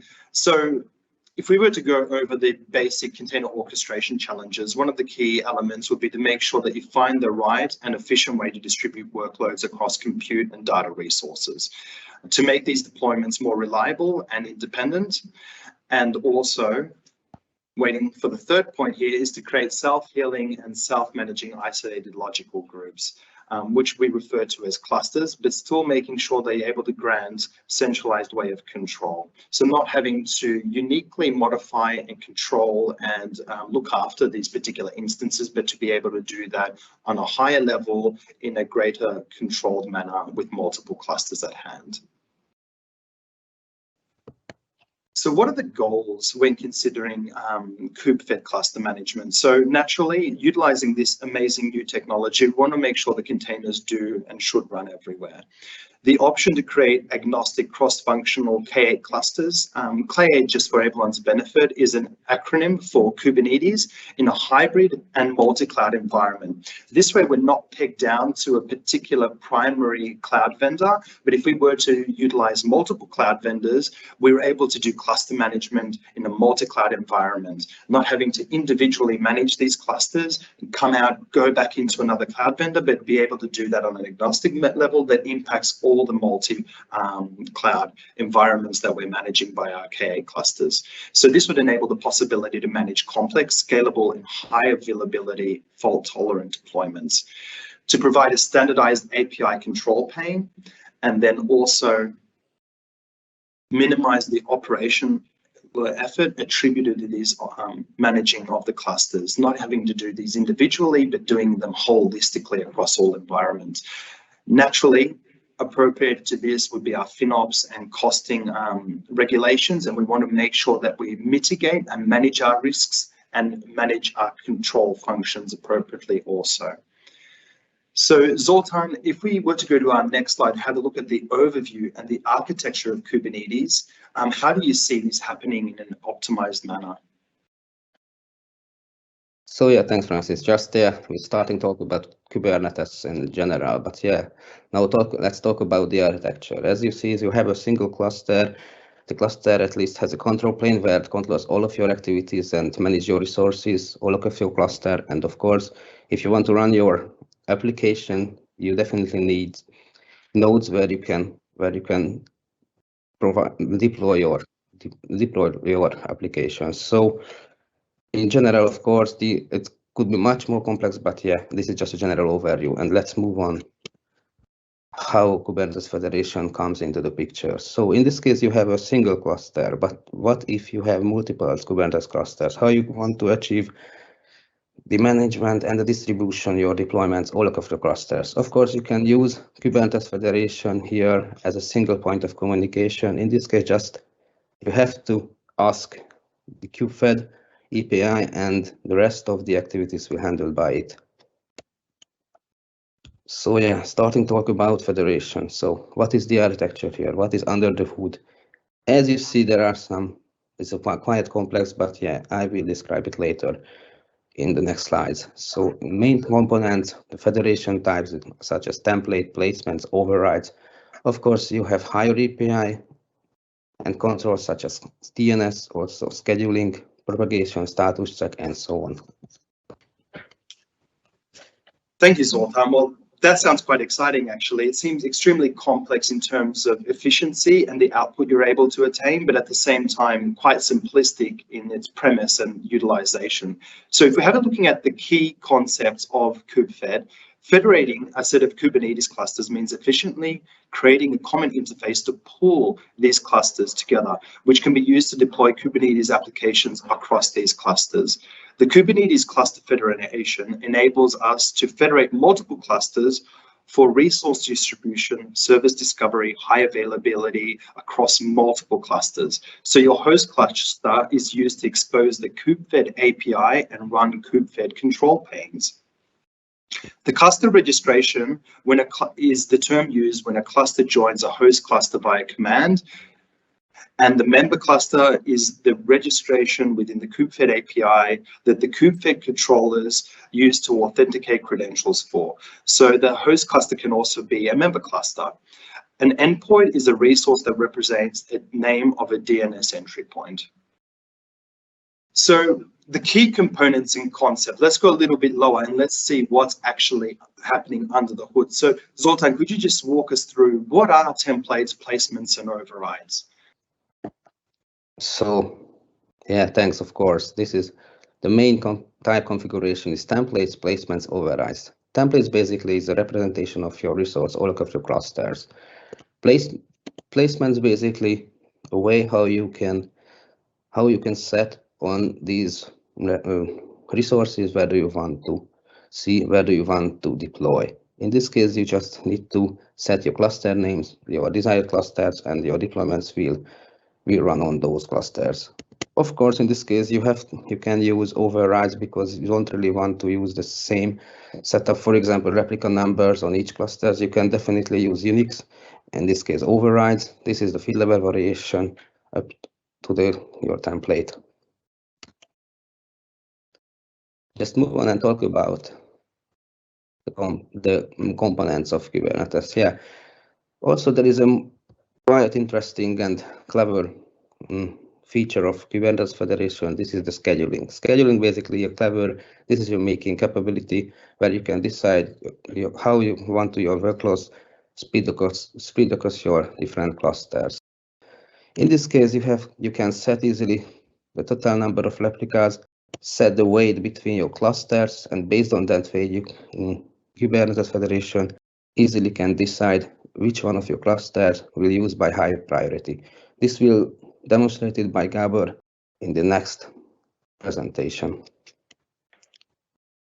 So basically, these are the components and concepts, and now please, I will give the word back to Francis and make a summarization about the main components. Thank you, Zoltan. It sounds quite amazing, actually, that you're able to prioritize and schedule workloads in that manner. So if we were to just summarize the key components and concepts, the type of configurations come from your templates, your placements, and your overrides. And then the newer items to introduce into these concepts that are still fundamental for API-driven workload management are the status, which collects the status of resource distribution by kubefed across all the federated clusters, the policy, which determines which subset of clusters a resource is allowed to distribute to, and naturally, as we referred to slightly earlier, the scheduling, which refers to the decision-making capability that can decide how workloads should be spread across the different clusters. Similar, in actual fact, to how a human operator would manage workloads across multiple clusters. So Zoltan, considering all these factors, if someone's getting excited by this, they're going, Zoltan, I want a kubefed cluster as well. How would they approach this? How would you install and effectively set up Kubernetes to ensure that they can utilize these Kubernetes federation methodologies? Basically, it's very easy to get Kubernetes federation. For this, you just need Kubernetes and Helm. With Helm, you can add kubefed chart to your local repository, and if you have done, you can easily install it also with Helm. After you finish, you can easily set up your member clusters to join to this federation. Okay, what is the steps for this? Of course, the prerequisite to get kubefedctl, this is the command line utility for Kubernetes federation. This is easily can get from its project website, and if you already got it with the join command, you can set your member cluster to join your host clusters. And of course, it's done. You can easily check the kubectl command on your host cluster, the actual status of your member clusters. Thanks, Zoltan. So the advantages, to summarize, of using kubefed is to ensure that we have a centralized way to manage, sync, and discover Kubernetes resources. There's no vendor lock-in, so you can really use multi-cloud use case and scenarios within your architecture and your enterprise. You have a high availability and scalability and fault isolation via the way that the federated clusters are managed and operated. Some additional considerations, though, may be your network bandwidth and associated costs. So the communication between clusters, we know that cloud vendors do charge sometimes on up and downstreaming of data, so that definitely has to be calculated into your architectural designs and patterns. The less cross-cluster isolation, so via a central control plane, the better. And this is still an early function. It's still in beta by Kubernetes, and naturally, as time evolves, more and more features and stability will be introduced into the package. Zoltan, a couple of quick questions that come to mind, looking at some of the conversations that are happening with our clients and the market in general.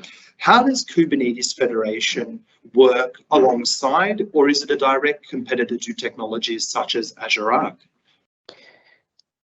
Yes, it's a very good question. Basically, it's not a competitor. Basically, it's a concept of how you can want to create federation all of your multi-cluster environment. So basically, Azure Arc is not for federating clusters. It's more likely using different clusters and manage in centrally. So this is the main difference between infrastructure level management and federation.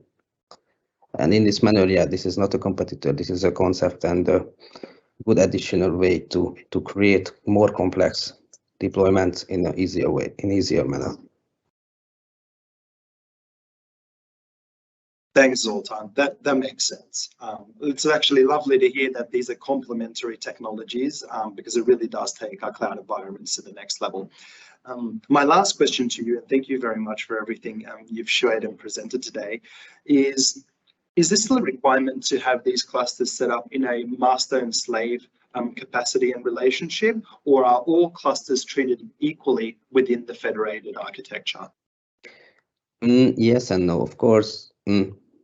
At least you have one cluster which is for running your control plane, running your Kubernetes Federation API. This is called the host clusters, and of course, in parallel you can use multiply member clusters, and of course, as you mentioned, the host cluster also can be a member cluster as well. So based of your application workload, you can use all of your clusters for distributing and running your deployments. So regarding your question, Francis, about Azure Arc, yeah, there are a lot of other technologies which providing a federation consensus support it in kind of network layer or infrastructure layer, such as, yes, I'm mentioning Istio is a very good way to create a transparent network layer between your multi-cluster environment. Of course, Ranger is also a good idea to use infrastructure level management with your clusters, and yeah, of course, and Azure Arc is similar achievement by the Azure. So thanks for your watching. Thanks for the opportunity, and yeah, thanks for my colleagues to contribute and help a lot to achieve this presentation. And also thank you, Francis, to presenting with me. And yeah, take care. Well, thank you very much, Zoltan, for your presentation. It's lovely to gain insights into Kubernetes Federation-related technologies, and I'm sure we're all very proud that T-Systems is investing time and resources in utilizing these breakthrough technologies so we can bring these sorts of products to our clients and customers, whom from my very own experience are asking for multi-cloud cluster management, and it's amazing to see that we're having the solutions for these particular requests. I hope everyone's having a lovely Big Azure day, and in our next presentation from Gabor and Martin, we're going to have a look at a technical demo regarding Kubernetes Federation. Enjoy your day. Thank you for your time.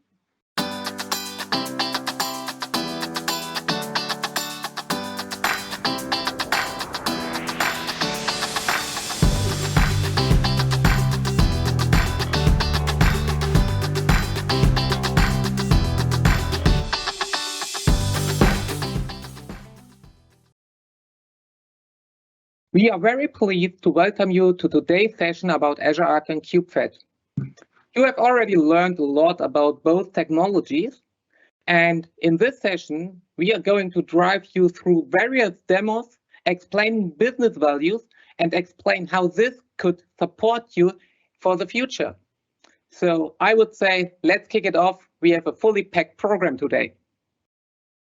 First, let me introduce myself. So my name is Martin. I've been working in the IT industry for more than 20 years now, and I've seen already a lot of innovations popping up and arising on the horizon. Hello, good morning. My name is Gabor Szabó. I am the co-presenter of Martin, and I am also working here at Deutsche Telekom T-Systems as an architect. I am keen to try out new technologies. I'm pretty passionate about building prototypes and always looking for that what's the next big thing on the IT sector and how can we utilize this. I'm very welcome you on this presentation. Everything is ready, waiting for you. So let's see it. There are so many reasons for companies to decide to use more than one hyperscaler. So some of them are listed within the State of DevOps report, which has been provided by Google in the year 2021. One of these might be the lack of trust in one provider, so such kind of vendor lock-in. But also procurement tactics is also a very important point for the customers. I have spoken about this topic. Another very important thing is something like legal compliance, how to deal with situations where specific applications might not be able to run in various regions, or the hyperscaler has not the right region in place there. But I think the latest on the slide is the most important one, to leverage the unique benefits of each and every hyperscaler. And with this, I think you can get the most what each and everyone could provide to you. So let's jump to the next slide. This slide shows already that the usage of multiple public clouds, in this example with 21%, is a reality. And if we have a view on the hybrid cloud section, we see already 34% of all companies are using some kind of hybrid cloud. So a combination of a public cloud with a private cloud, data center, or on-premise services. So with this is clear and obvious that this one is not the next big thing. It's something what's already reality. And therefore, we have to deal with this situation. And in this session, you will learn as well how we can solve these challenges.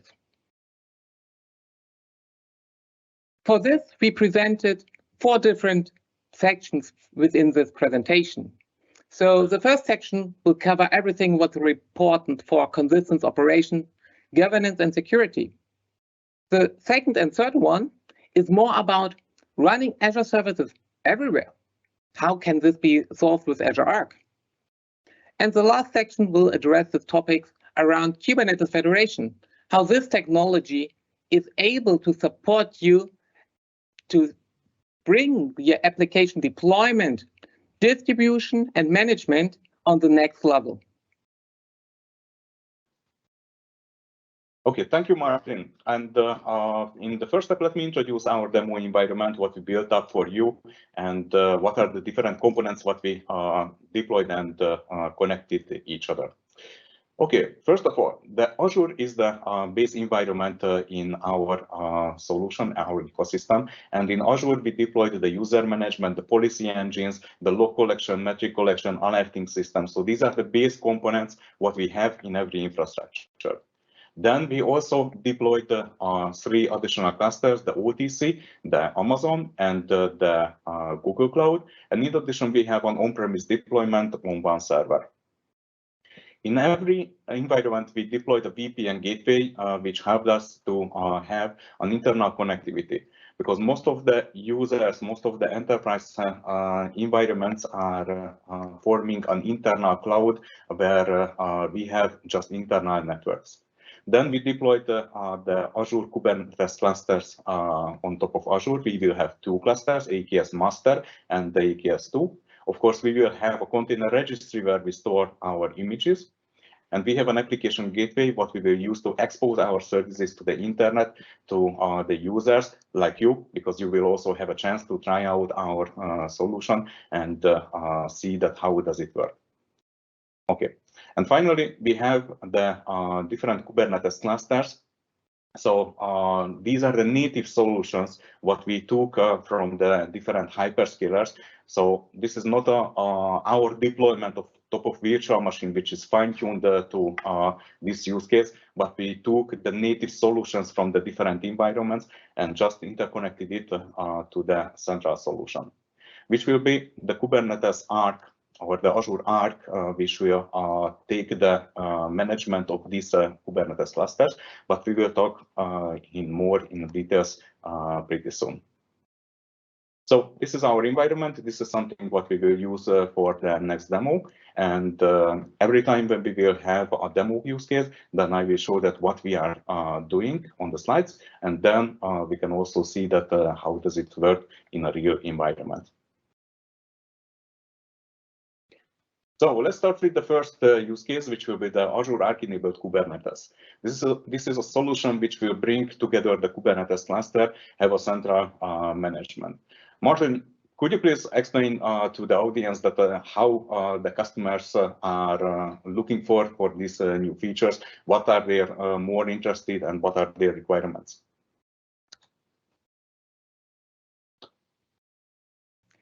I think the most important thing is to understand at this point is that the challenges within the cloud is not so different from the challenges on-premise. We are always talking about such kind of regulations, compliance, standardization, policies, and rules. And this is how also each and every customer and company on the planet would like to deal with this in a standardized way. So this means that each and every one would like to have something what is not only focusing on one area, they would like to have something which is on a broader scope, that they can deal with these challenges in one unified way. Yes, indeed. Let me show you that how the technology looks like and how can we leverage its unique features.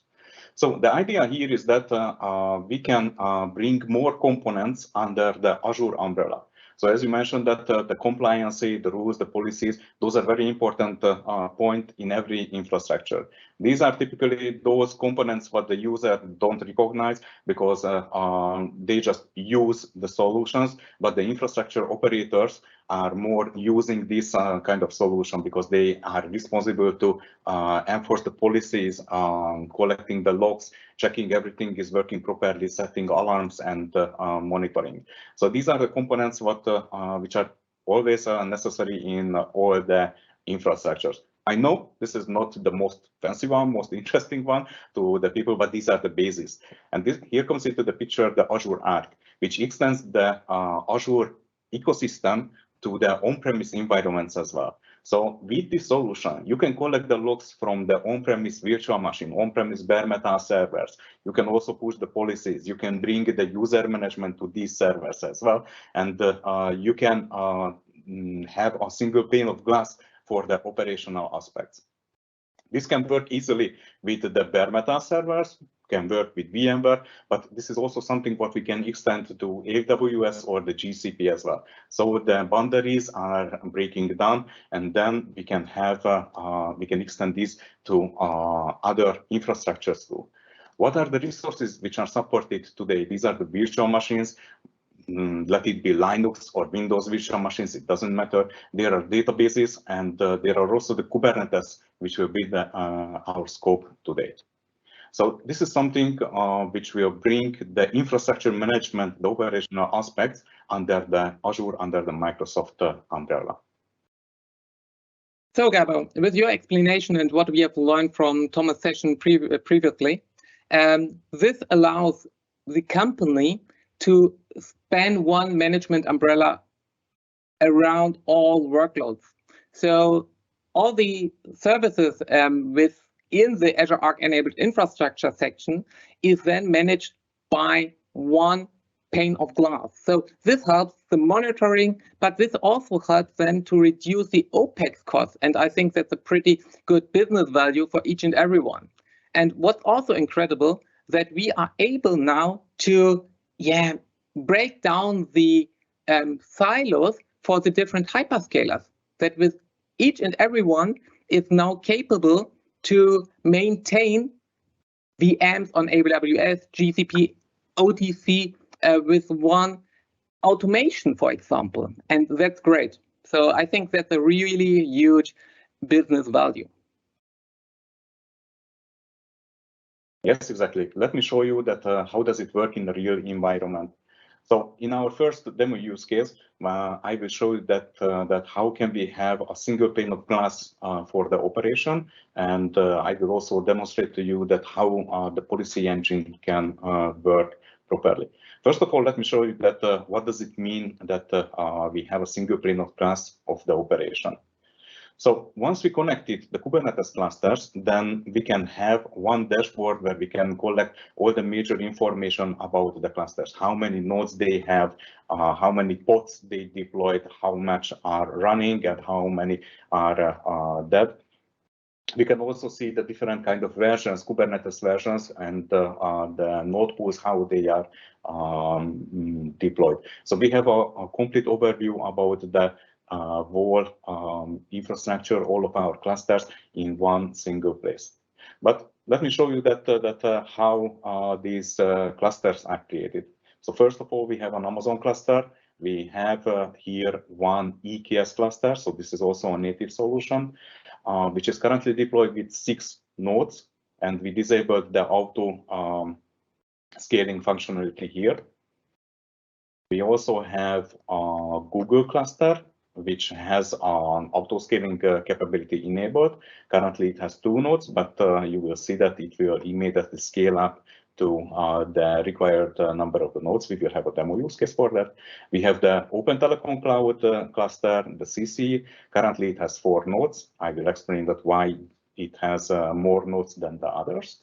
This is coming pretty soon. And of course, we have the Kubernetes clusters on the Azure as well, the AKS Master and the AKS 2. You can also see here that the other clusters are added here as well, but you can see that the icon is a bit different. Let me just zoom in a little bit, so it's easier to see. This is because the AKS2 and AKS master, those are native AKS clusters, but the rest of the clusters are Azure Arc connected Kubernetes clusters. How the Azure Arc works with the Kubernetes cluster is about deploying management containers on top of these clusters. So, for example, if I pick the on-premise cluster, then there are some extensions deployed on top of it. And here you can see that, for example, the policy, the monitoring, these are all the extensions which are deployed on the remote Kubernetes clusters. And this is how Azure Arc is capable to connect these clusters into the common environment. It's important that this is not a full-fledged cluster management. So we cannot deploy the cluster from the Azure, but it requires the pre-deployment from the native solutions. And once those are ready, then we can deploy the Azure Arc agents on top of this Kubernetes cluster. Even we cannot update the clusters because this is a higher level functionality. So this is not a low level functionality to manage the clusters at the infrastructure level, but this is to manage the clusters and ensure about the policies and the running applications on top of it. You can see that here the policy engine is also running, and this will be our first demo use case. And let me show that what you can expect. So here you can see that this is our base environment, as I presented earlier. And what we would like to do to deploy one container on the Amazon Kubernetes cluster, but it will be prevented by the policy engine. In the policy engine, I will show it to you that I made a policy which will prevent a privilege escalation, and this is what I would like to break with my deployment. Then we will correct the file, and then it will be able to connect to the internet, and you can also try it out. It will serve the web page to the internet. So let's back to the consoles, and sorry, but here comes the dirty work. So we need to do this deployment via a console. First, I will show you how the policy will work and how it will prevent malfunction deployment initiated by the Kubernetes cluster managers. So I try to deploy container on top of the EKS cloud, which will have a privilege escalation enabled. And then the policy engine will kick in because I defined the policy to prevent this, and it will prevent the deployment. So I will show you that how this prevention will happen. And then I will correct the file, try to redeploy it again. And then once the deployment is done, we will be able to reach it via the internet. You can also join to me on the webpage. This will be the policy.azuredemo.eu. Don't forget that in the stream, there might be some delays. So you might see some different pages, what I'm showing currently via this event. So first, let's go back to the portal and let me show you the policy, what I created. So here in the Azure portal, I will go to the policies, to the assignments, and I prepared the blueprinted K8s policy.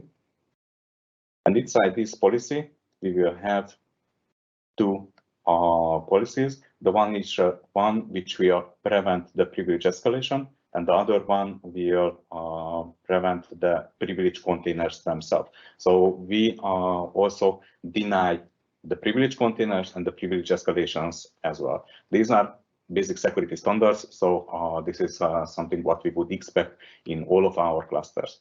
The good thing here is that it is enough to create the policy once and make the assignment once. And when we add the new Kubernetes clusters into the environment and we activate the policy agent, then this policy will be sent to those Kubernetes clusters as well. Okay, let's make our hand dirty. I will show you first the deployment file, how it is look like, and okay, let's make our hand dirty. First, I will show you the deployment file, how it looks like. It means that the container itself doesn't request the privilege right now, but it has the opportunity to escalate it, so it can ask the privilege during the normal operation. So this is something what we create. I already created a namespace for this application and the ingress rules, the services, etc. So only just the deployment file is missing, which will create the pods. So let's create this deployment. Deployment on top of the AWS cluster, and I created a test app namespace for this. Okay, cool. So now we expect that our application is up and running. So let's check it. Get deployment, context, AWS, and test. And it says that something is wrong. Yeah, this is what we expected, that the policy engine will kick in and this will prevent the deployment. But as a native user, I might think that I can just overrule the infrastructure manager, and then I can create a privilege escalation container. So let's see that what is the exact problem. This is something what we can do by describe the replica set. Describe replica set in the context AWS and in the test app. And here is our replica set. And if we go to the bottom, we can see that there is a failed create message, and it says that it tries to create the pod, but the gatekeeper, which is actually the policy engine, brings an admission webhook, which says that the privilege escalation is denied. So the policy engine kicked in as we expected, and it prevented to create a pod. So if I just check the pods, ctl get pods in the given namespace, then you can see that there are no pods because the deployment file is created, but the system will prevent the pod creation itself. So it tries, but it will fail all the time because the policy in action.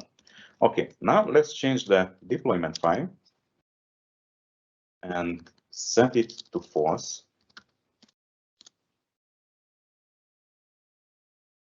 And then apply this configuration on top of our deployment. Now the changes are made.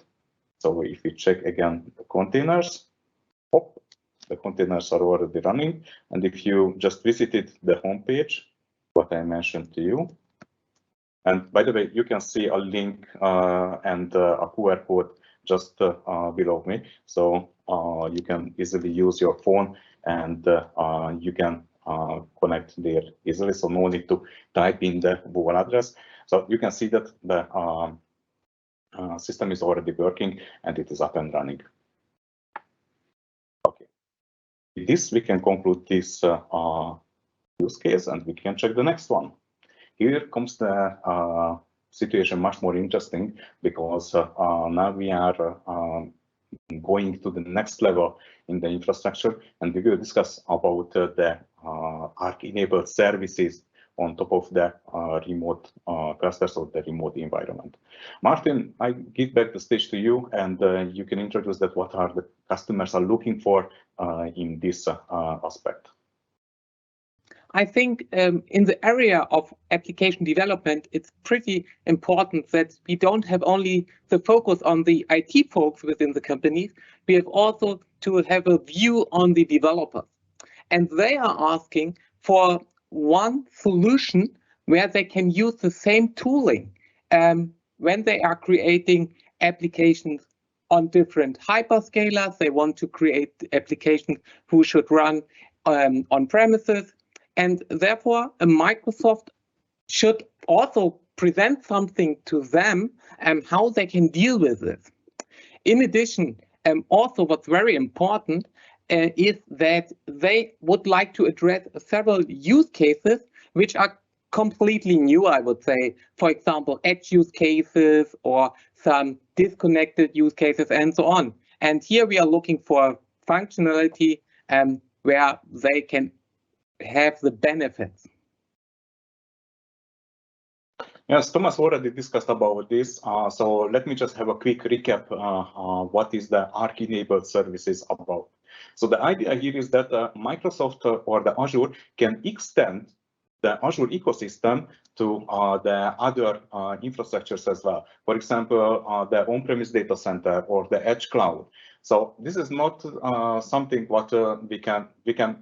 This is not just running the Azure services in the Azure environment, but we can extend these Azure services to our deployments as well. So in this sense, we can deploy the functions, web applications, event grid, API management, and more solutions. So the big idea here is that Microsoft spends a lot of effort to containerize their services and make them available to the users as well. So if a user has a use case that, for example, they have a manufacturing plant or they have a remote bench, and they wouldn't like to push all the data or all the services back to the public cloud, but they would like to process all the data on the remote side, then they can do this with these solutions. So it is very easy to deploy the Azure services on the on-premises. This is a revolutionary idea in the public cloud sector, because here Microsoft wouldn't like to pull everybody into their data center, but they say that, okay, it's fine if somebody would like to stick to their data center, but they can still use the Azure services. Why not? Why would we cut these use cases, these people or companies from the different software services? What do you think? How do you see that? How does it impact from the business aspect? What can be the business goal? How can we save some money? So with this, I think we have several options to save money. So the first thing is, with this such kind of solution, the developers can use serverless functionalities. They can go into the direction of low code, no code, to create business value for the company. So that's something what I really like. And one additional thing is in this direction of reducing costs, we have also one management umbrella still in place. So it does not matter how the actual workload or where the actual workload is provided. So therefore, it's an awesome solution. In addition, the colleagues don't have to think about maintaining the infrastructure any longer. So they can use up-to-date services. Microsoft is maintaining the service and they can use it. And I think that's great. So this is something where I'm now really curious to see this in live. Mm-hmm. Okay, let me show you that how easily we can deploy an app service on the remote clusters. For this, I prepared two environments for you. The one will be the on-premise cluster. And on the on-premise cluster, I already deployed an app service. And it has an internal IP address. So if we would like to expose it to the internet, then it will go via the VPN and it will use the application gateway to go to the internet. And feel free to try it out. So you can go to the game.azure.demo.eu. So you can already try this out, that how it works. But as a second use case, I will also deploy an application service on the Google Cloud, which will get a public IP address.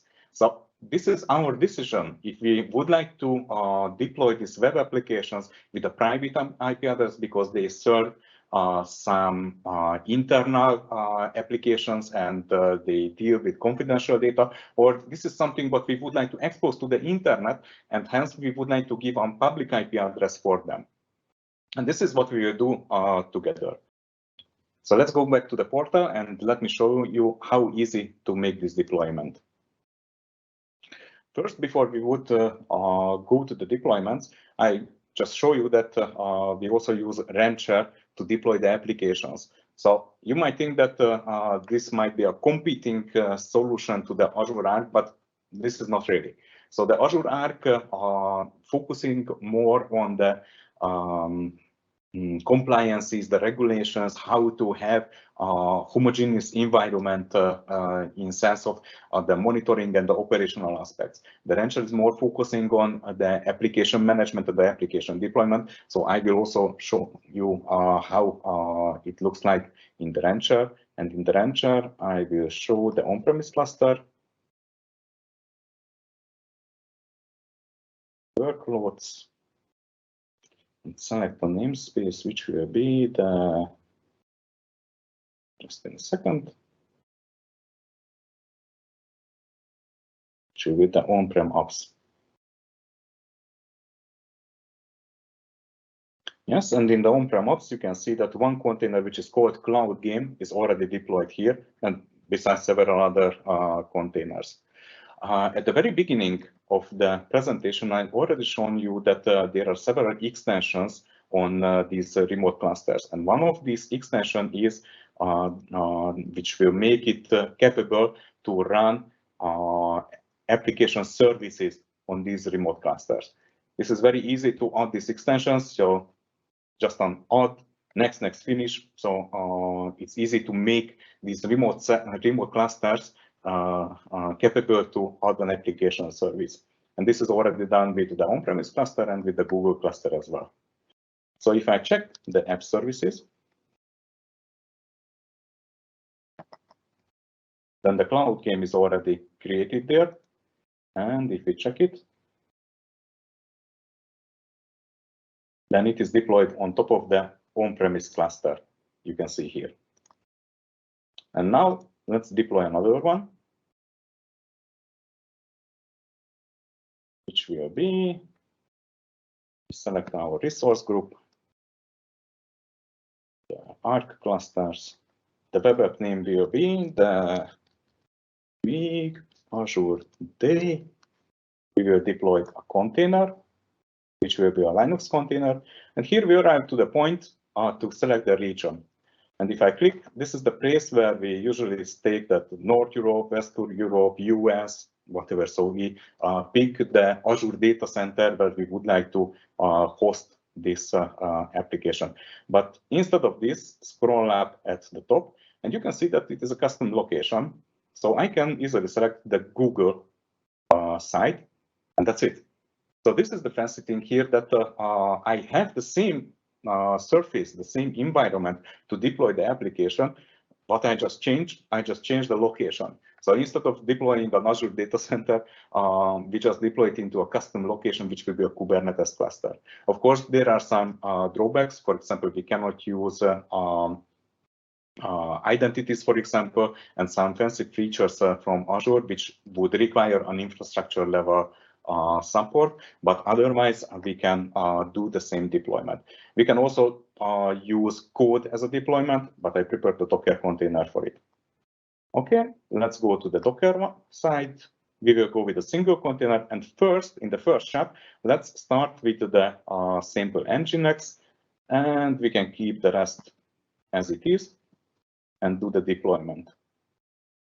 Before I would click on the Create button, let's go back to the Rancher and select the Google Cloud. And in the Google Cloud, there is also a namespace, the JKA apps, which host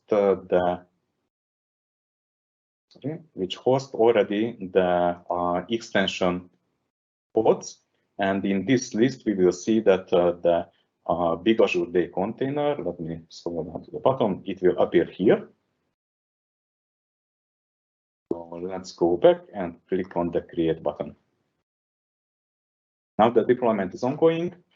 First, the resource is created in the Azure, and then the deployment will be pushed down to the remote Kubernetes cluster. It takes just a couple of seconds, and here we are.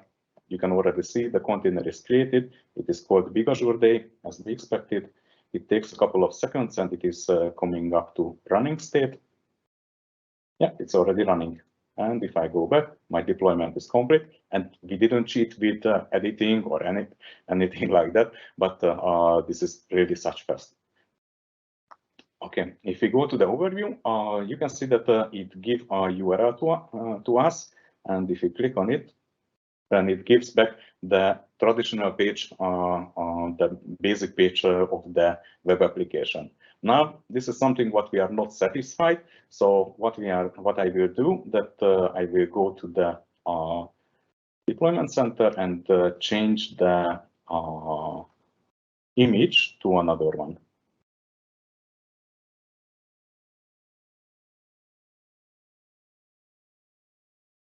Loading the settings. Yes, we will still stick to a single container, but we will go with an Azure Container Registry as a source. I already have the ArcDemo registry, and let's go with the Minesweeper. If you already opened the link, then you know what does it mean. Okay, let's go back to the Rancher. And here we will see that this pod will be terminated and the new pod will be created with the newest image, the newest configuration what we just applied inside the portal. If everything goes well, it will happen in a couple of seconds. Yes, here we are.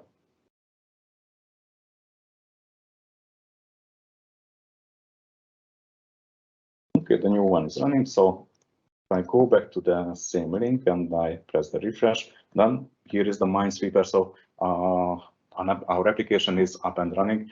So I know that there is the Stadia, the GeForce, and the Xbox, and etc. other cloud games, but this is a multi-cloud game. So feel free to play one round and be my guest. Okay. That was our demo about the web application, and let's go back to the presentation. What's the next one? Oh, these are the Azure Arc-enabled data services. So once we will have our applications running on the remote cluster, the on-premise clusters, then we also would like to manage some data. And back again to Martin, who will explain that what are the customers are looking for in this area. Yeah, thank you, Gabor.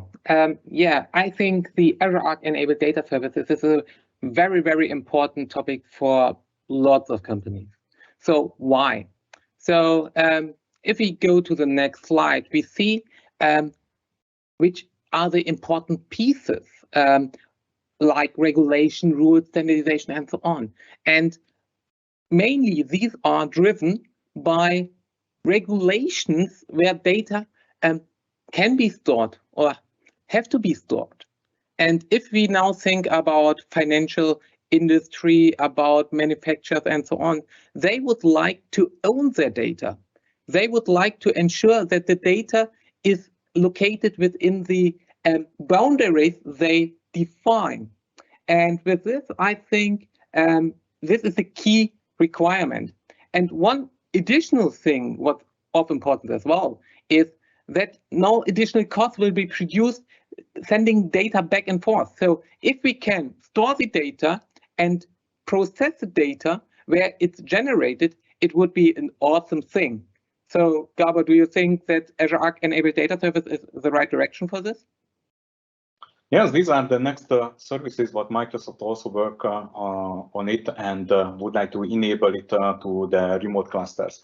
So actually the SQL server, the PostgreSQL, these are databases which are already available and we can deploy it on the remote clusters. And yeah, I guess we already did it. So we can deploy these databases on the on-premise as well. So this is what I mentioned earlier, that the direction here is that put more and more Azure services to the remote clusters.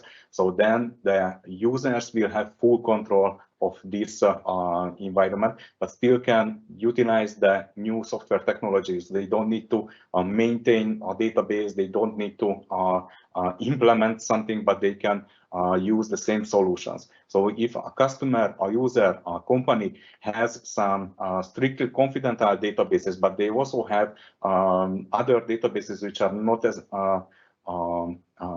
secured and can be deployed in the public cloud, then they can use the same technology for both of the solutions. And with the Arc-enabled databases, they can stick and keep the full control how the database is utilized.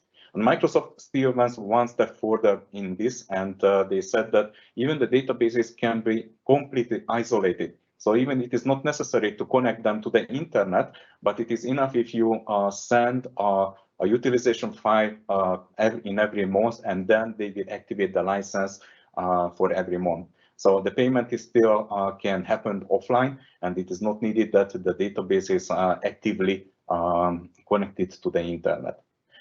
And once we have the data, then we also can play with the machine learning environment as well, because if we have the data, then we can process the data in the local state as well. So no need to push the data into the central cloud or spend money on transferring the data into this environment, but you can process you can collect the data and process the data in the same place, and everything is controlled by the customers. So Martin, what do you think about the business aspects? Can you share some thoughts? I think you have already summarized it pretty good. So what are the key things out of for the business? So one thing will be reducing the cost for transferring the data. Another thing is we don't have to care about the management of the databases and or the underlying servers. So it will be an evergreen approach where Microsoft is taking care about the updating of the versions and so on.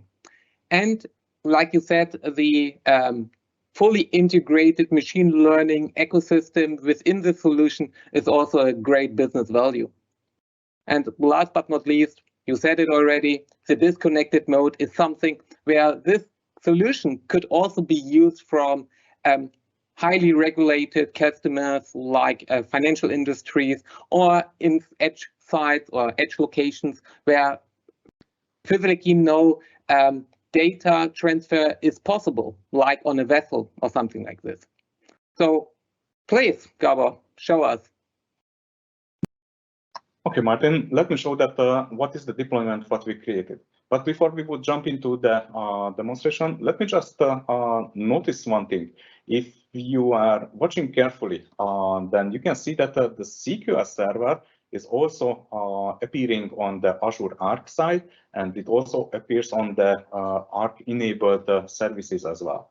This is because the standard SQL deployments can be brought under the Arc management umbrella, and the Arc-enabled services can be deployed on top of the remote Kubernetes clusters. So there are different deployment options. In our demo environment, we deployed these on top of the AKS cluster, and we prepared this environment where both the SQL and the Postgre databases are deployed on top of a Kubernetes cluster. So what we have, the idea here is that we would like to push the data into a sovereign cloud where we are more free from the regulations coming from the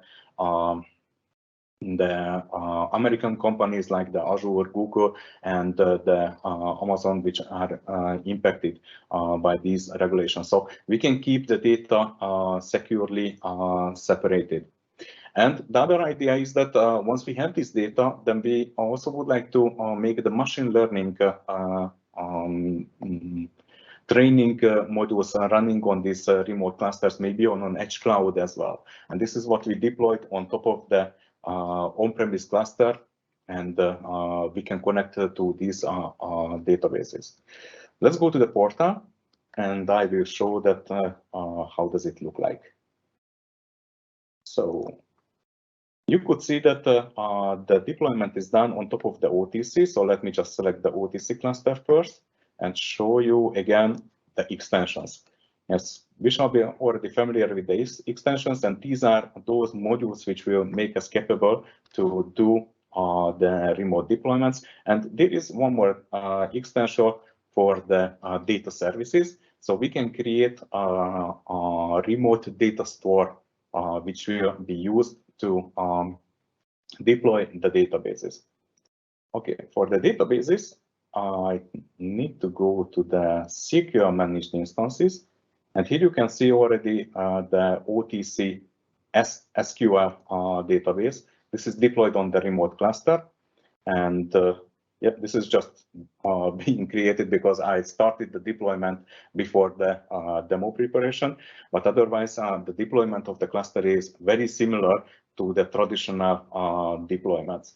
And we can also change the different parameters of the server as well. So we can set that how many vCPUs, memories we would like to allocate to this service, and the manifest files will be built up based on this configuration. And then this will be translated to Kubernetes manifest files and will be created on top of the OTC. The other service is the Postgre database, which will be a flexible server, if I'm not mistaken. No, sorry, there are several Postgre. Okay, third one is the right one. Yes, here we are. So the Postgre database is deployed in the similar manner. So we have the same extension which will manage it in the background. So it is also deployed on top of the OTC, and we have the same configuration option what we would have in case if it would be deployed in the Azure environment as well. And finally, I would like to show you the machine learning environment.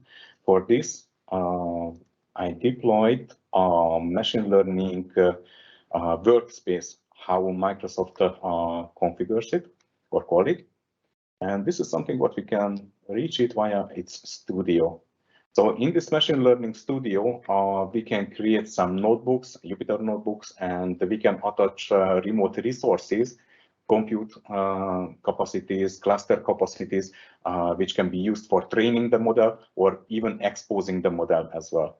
And this is what we pre-configured for you. So if we go to the computes and attach computes, you can see that the on-premise cluster is already attached. This is a Kubernetes cluster, and we can push down resources to this cluster. We can use this cluster for training the models and running our notebooks, what we created inside this machine learning environment. Okay, I guess that's all about this use case. So let's see what's the next one.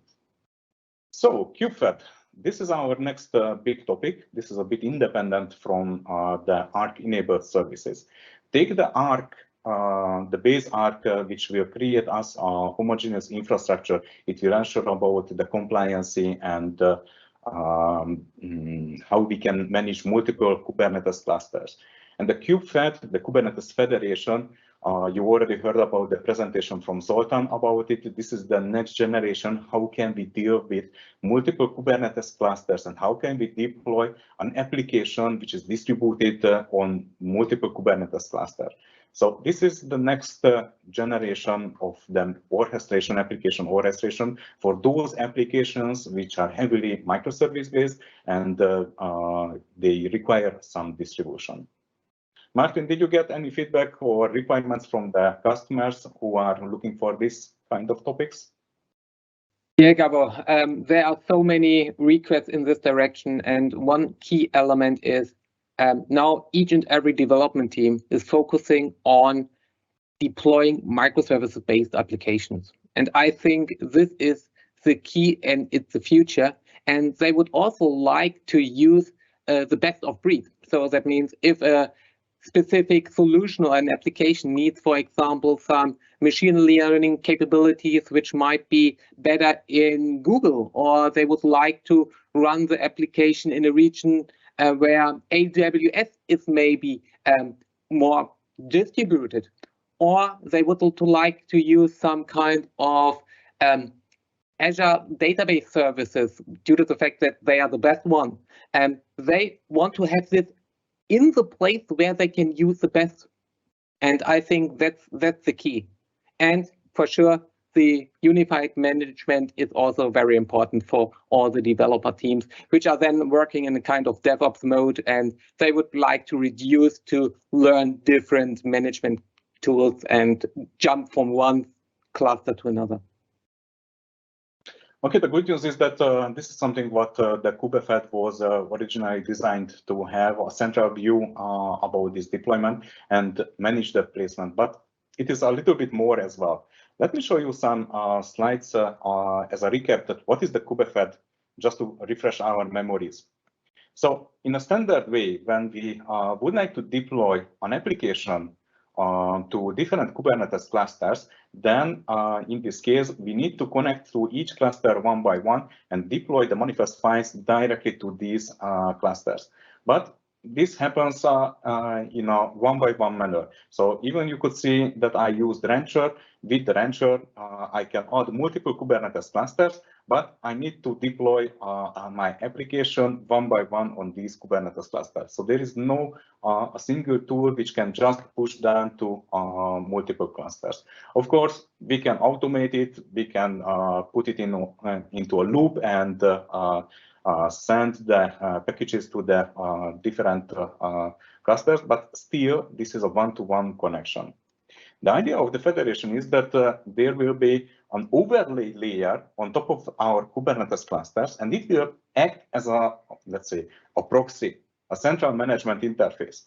And then our users, application operators, just need to send the files to the Kubernetes Federation, and then the Kubernetes Federation will deploy these manifest files on top of the Kubernetes cluster. And hence, the Kubernetes Federation has an overview about all of the Kubernetes clusters. Then it's pretty easy to make some tricks here. So you already mentioned that some customers are looking for that they would like to place a database into sovereign cloud, or somebody would like to do the machine learning on the Google because they have the TensorFlow acceleration. So there are a lot of unique features of the hyperscalers, and with this so-called placement, we can drive how the containers will be deployed. But we don't need to worry about too much that the clusters are different. We just put into our deployment that where we would like to create these deployment files, our containers, and the system will automatically do the rest. I prepared two use cases for this to have a better understanding that how can we leverage the benefit of the Kubernetes Federation. My first use case, and again, you can join to me to follow the demonstration in the federated.azuredemo.eu, or just scan the QR code under my picture, and then you can join to me that how does it work. So in this deployment, we will start with exactly the same container running on different Kubernetes clusters. The only difference will be that this container will read from the config map a variable. And this is a variable what we will make specific to the cluster. And if you already clicked on the link, that you can see that what's the difference between these containers. But otherwise, the containers are exactly the same. And then once we have this distribution, then we will deploy a few more containers, let's say 1,000 containers, and we will see that how the Kubernetes Federation can distribute these containers among the Kubernetes clusters. Let's go back to our console and make again our hand dirty. So the deployment is already there, and I have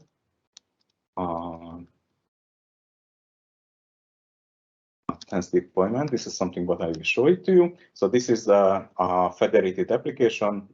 It is just called federated, but otherwise this is still an Nginx server. So nothing special. You can see that this is an Nginx server. Okay.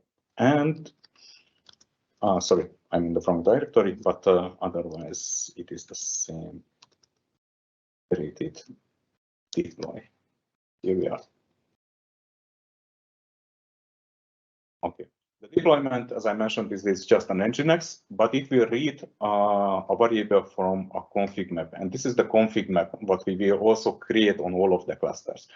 So here is the placement what I mentioned. So with this, we can order the Kubernetes Federation to create this manifest file on all of the clusters what we are mentioning on this list. And this is something what we would like to deploy on all of our 6 clusters. So and that's why it is mentioned there. And here comes the trick.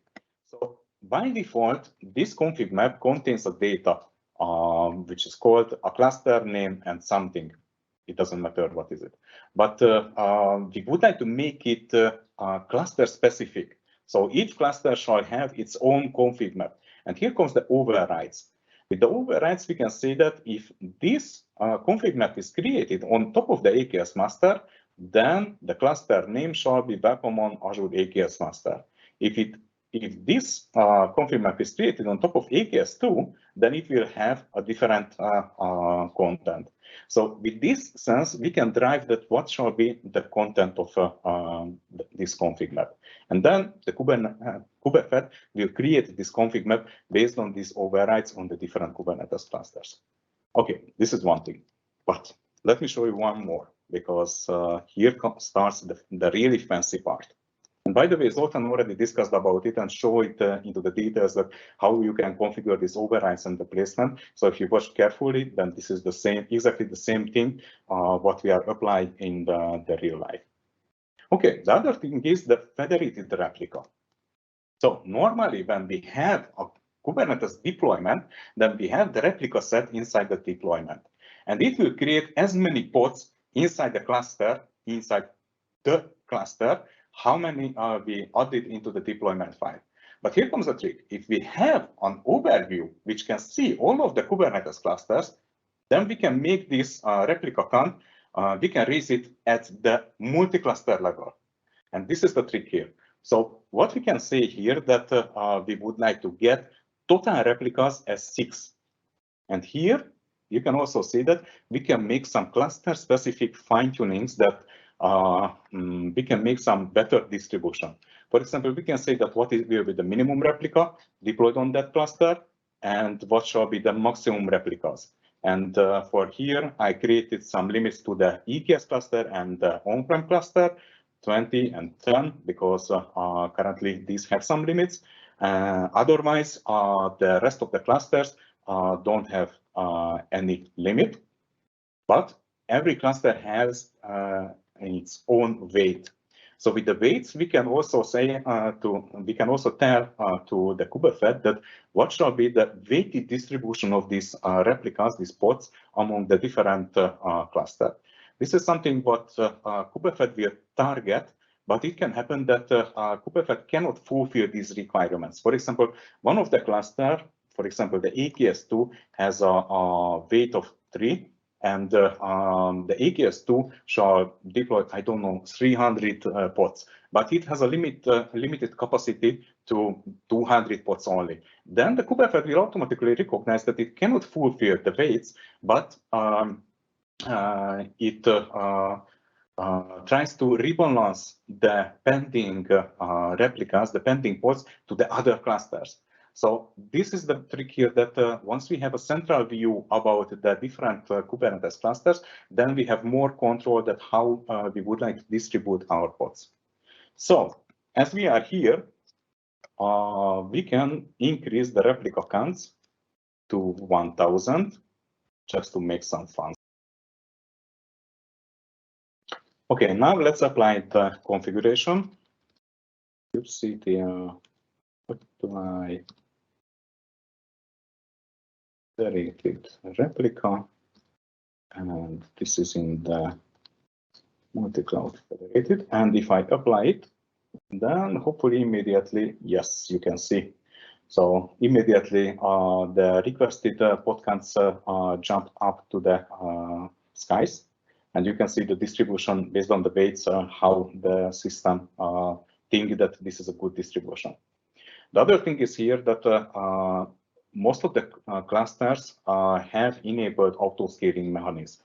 And this is coming from the native solution. So we cannot influence the autoscaler from the Azure Arc or from the KubeFed, but once there are pending pods which shall be deployed, then the autoscalers will automatically scale out the system. And this is something what I can show it to you. That from the Google, for example, from 2 nodes, if I refresh the page, it jumps up to 3 nodes. Likely it will increase further. On the Open Telecom Cloud, if I refresh, then it already scaled out to 5. And the same happens on the AKS side as well. AKS2 node pools, for example.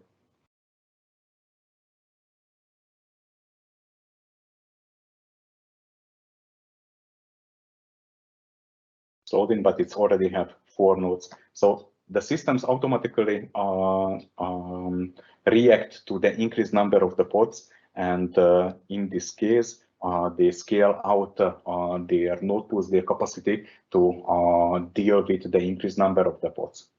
What happens that if, as I mentioned, if one of the cluster couldn't deploy the pods, then the KubeFed will try to deploy the pods on the other cluster just to reach the 1,000 number of replicas.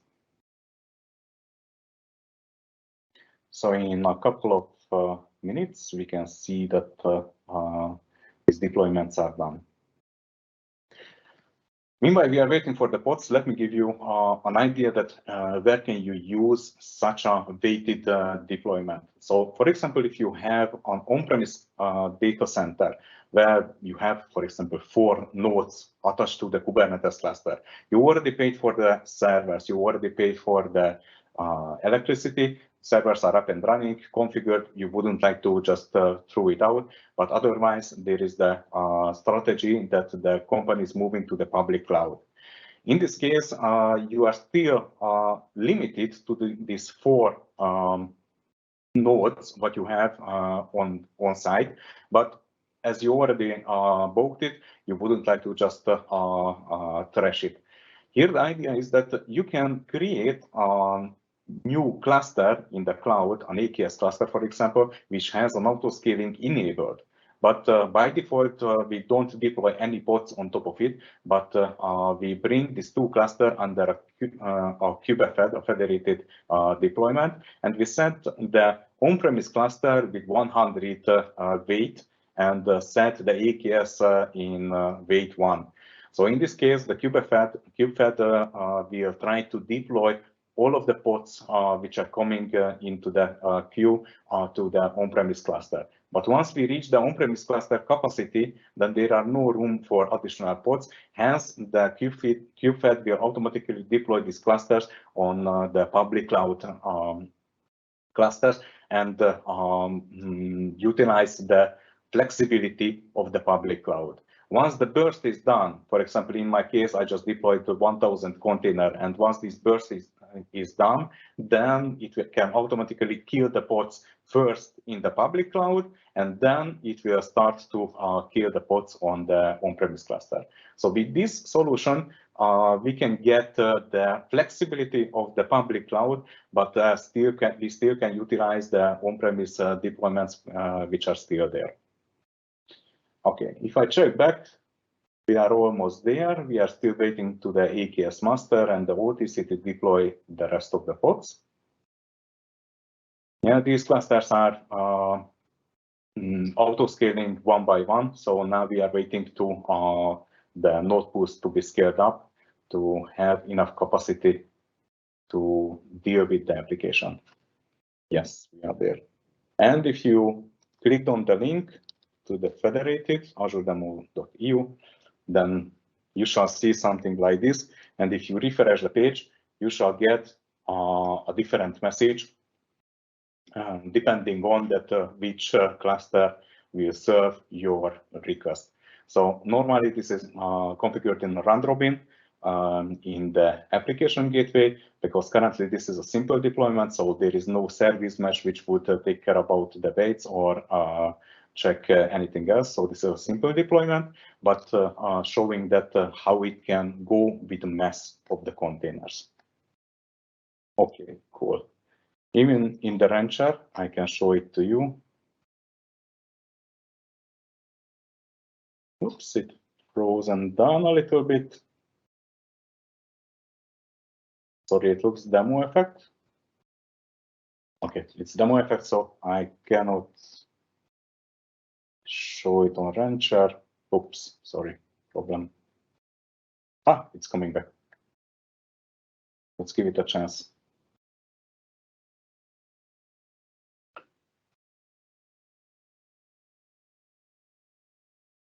And here we shall see, yes, a tons of multi-cloud federated application deployment. Yep, tons of pods. Let's see what happens if the burst is done. So again, edit the file and go back with the replicas to 6, which will mean that 1 on all of the cluster. Let's apply it. And you can see that they are already terminating.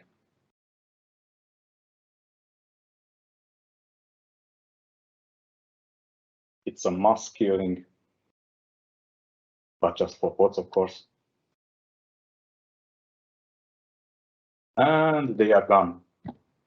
So as you can see that the kubefed is a pretty effective tool to distribute the traffic among the different Kubernetes cluster. Okay, that was our first demonstration how we can utilize it. But let me show you another one, which is more about the microservice-based applications and how can we distribute this application among multiple Kubernetes clusters.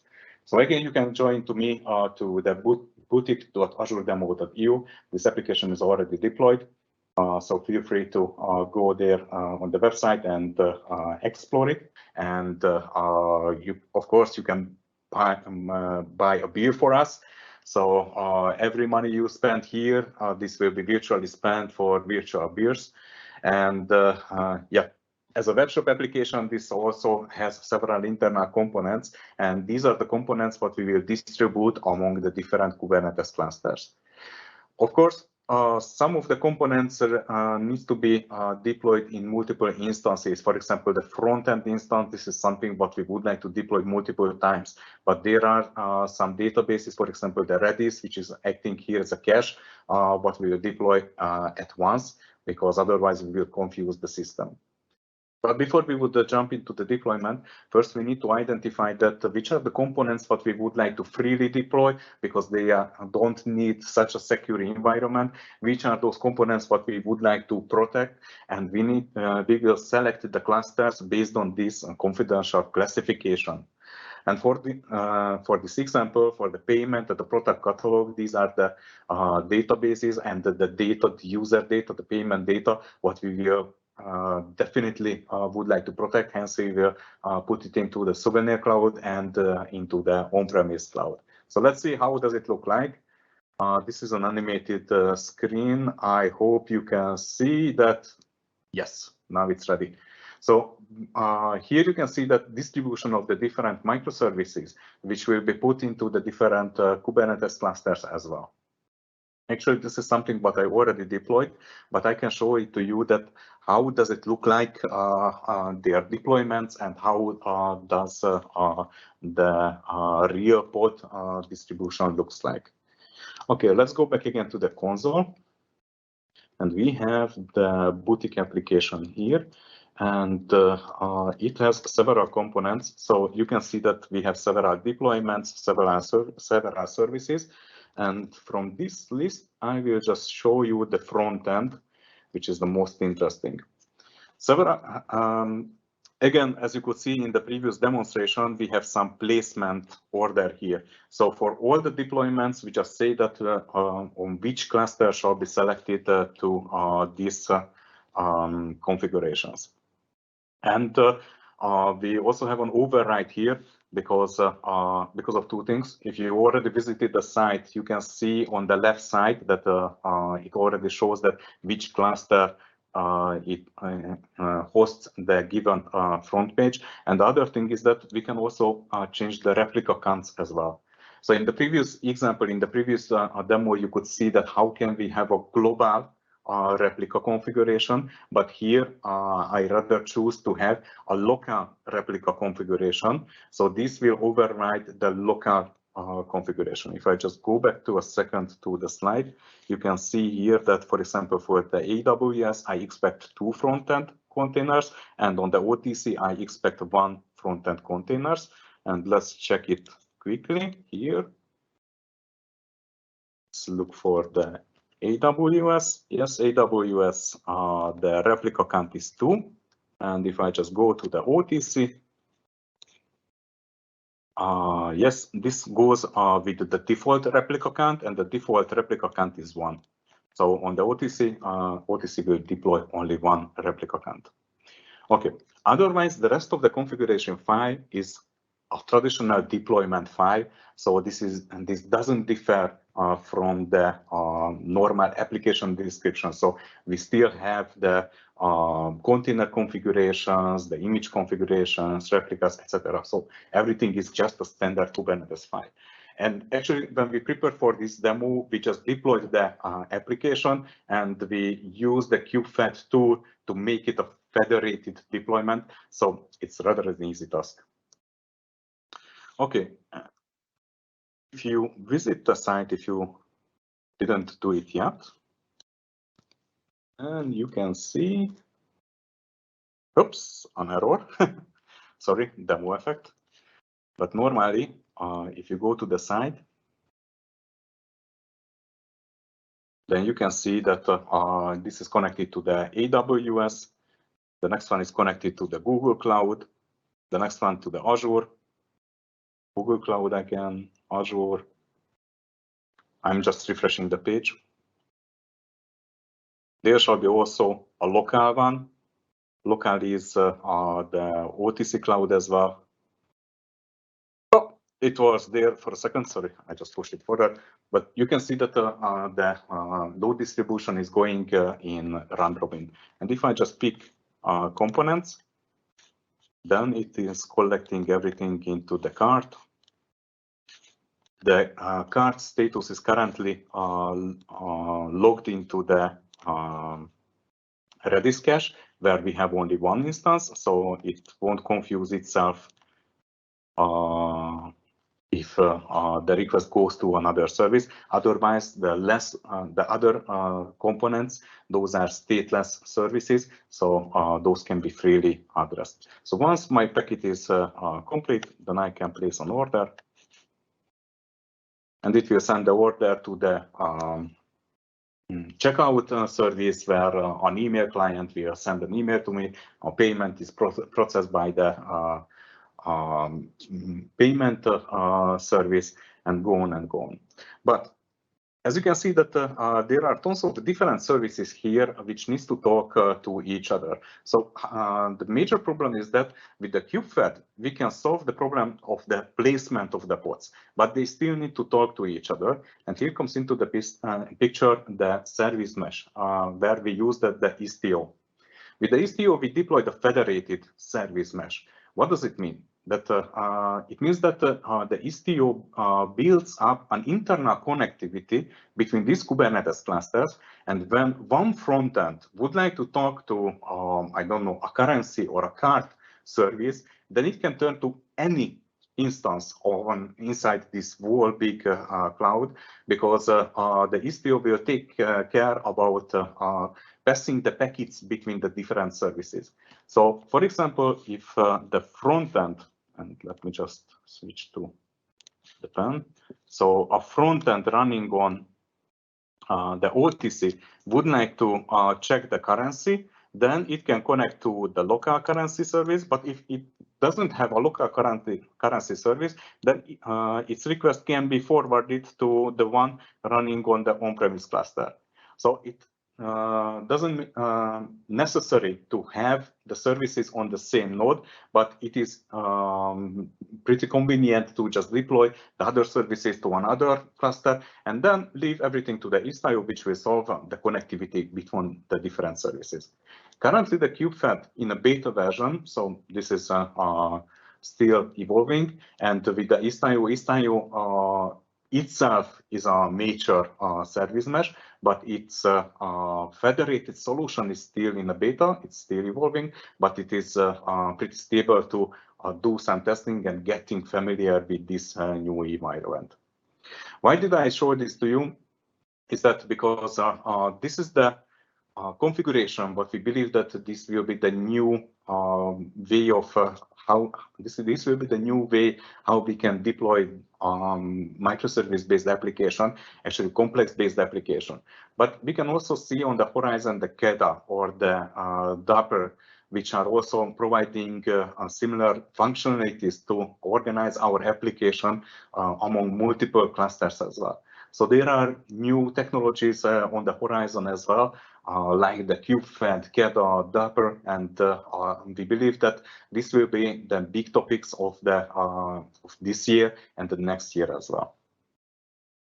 So with this, thank you very much for watching this demonstration, and I would like to ask Martin to summarize up what you could see and hear during this setup.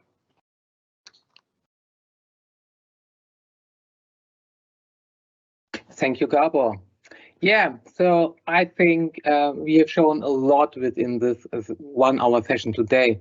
And as a brief recap, I would say first have a look on the Azure Arc. Azure Arc is the foundation to bring a homogeneous Kubernetes operation environment.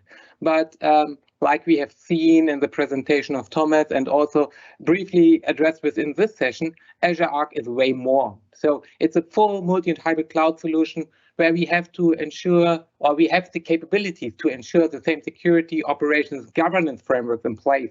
But also what we maybe have missed a bit in the presentation is we are still capable to combine all the logs from all places within Azure Arc. So we have one unified monitoring solution in place as well. On top of Azure Arc, we have this kind of Azure Arc enabled Azure services. With this, we are capable to run application services like app services, logic apps, API management, and so on and so forth on-premise or non-Azure environments. So I think this is a pretty good thing how to deal with several business cases and use cases where we have to operate specific things in an edge site, for example.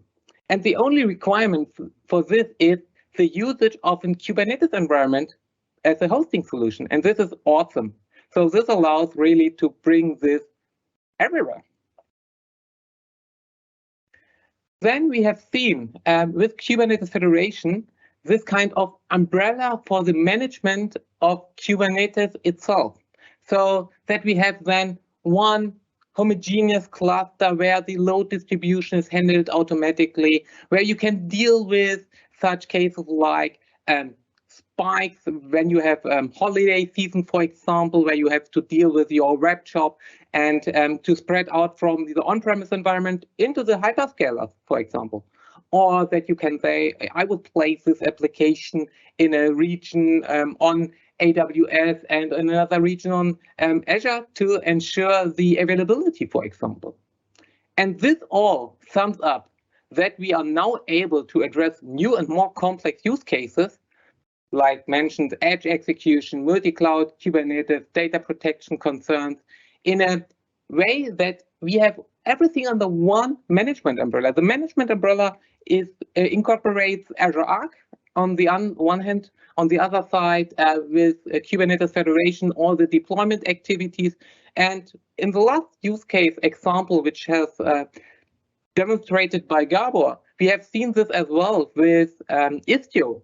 And this then brings this to a complete next level. And I'm pretty sure, like Gabor said this as well, this will be the new normal, how to deal with complex environments, how to deal with application deployment and distribution. So I think it was a lot of stuff today. I hope you enjoyed the session. And one thing what I have to tell is there are always some colleagues behind the scenes who are working on this. And these colleagues were part of the presentation preparation. I would really like to thank them all. Without them, we were not able to present this kind of complex but also mind-blowing solution to you. And with this, I would like to say thank you. Thank for your participation. And I'm really glad that you took the time to enjoy the session. And yeah, with this, if you have some questions, please feel free and reach out to us. And yeah, Gabor, what would you like to say?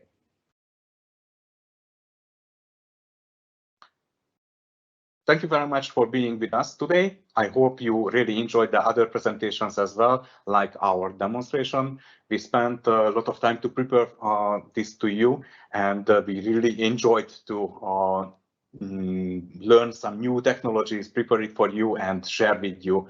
If you are more interested in this topic, feel free to reach out to us, and looking forward to present this demonstration and have a deep dive session with you if you are more interested in that part.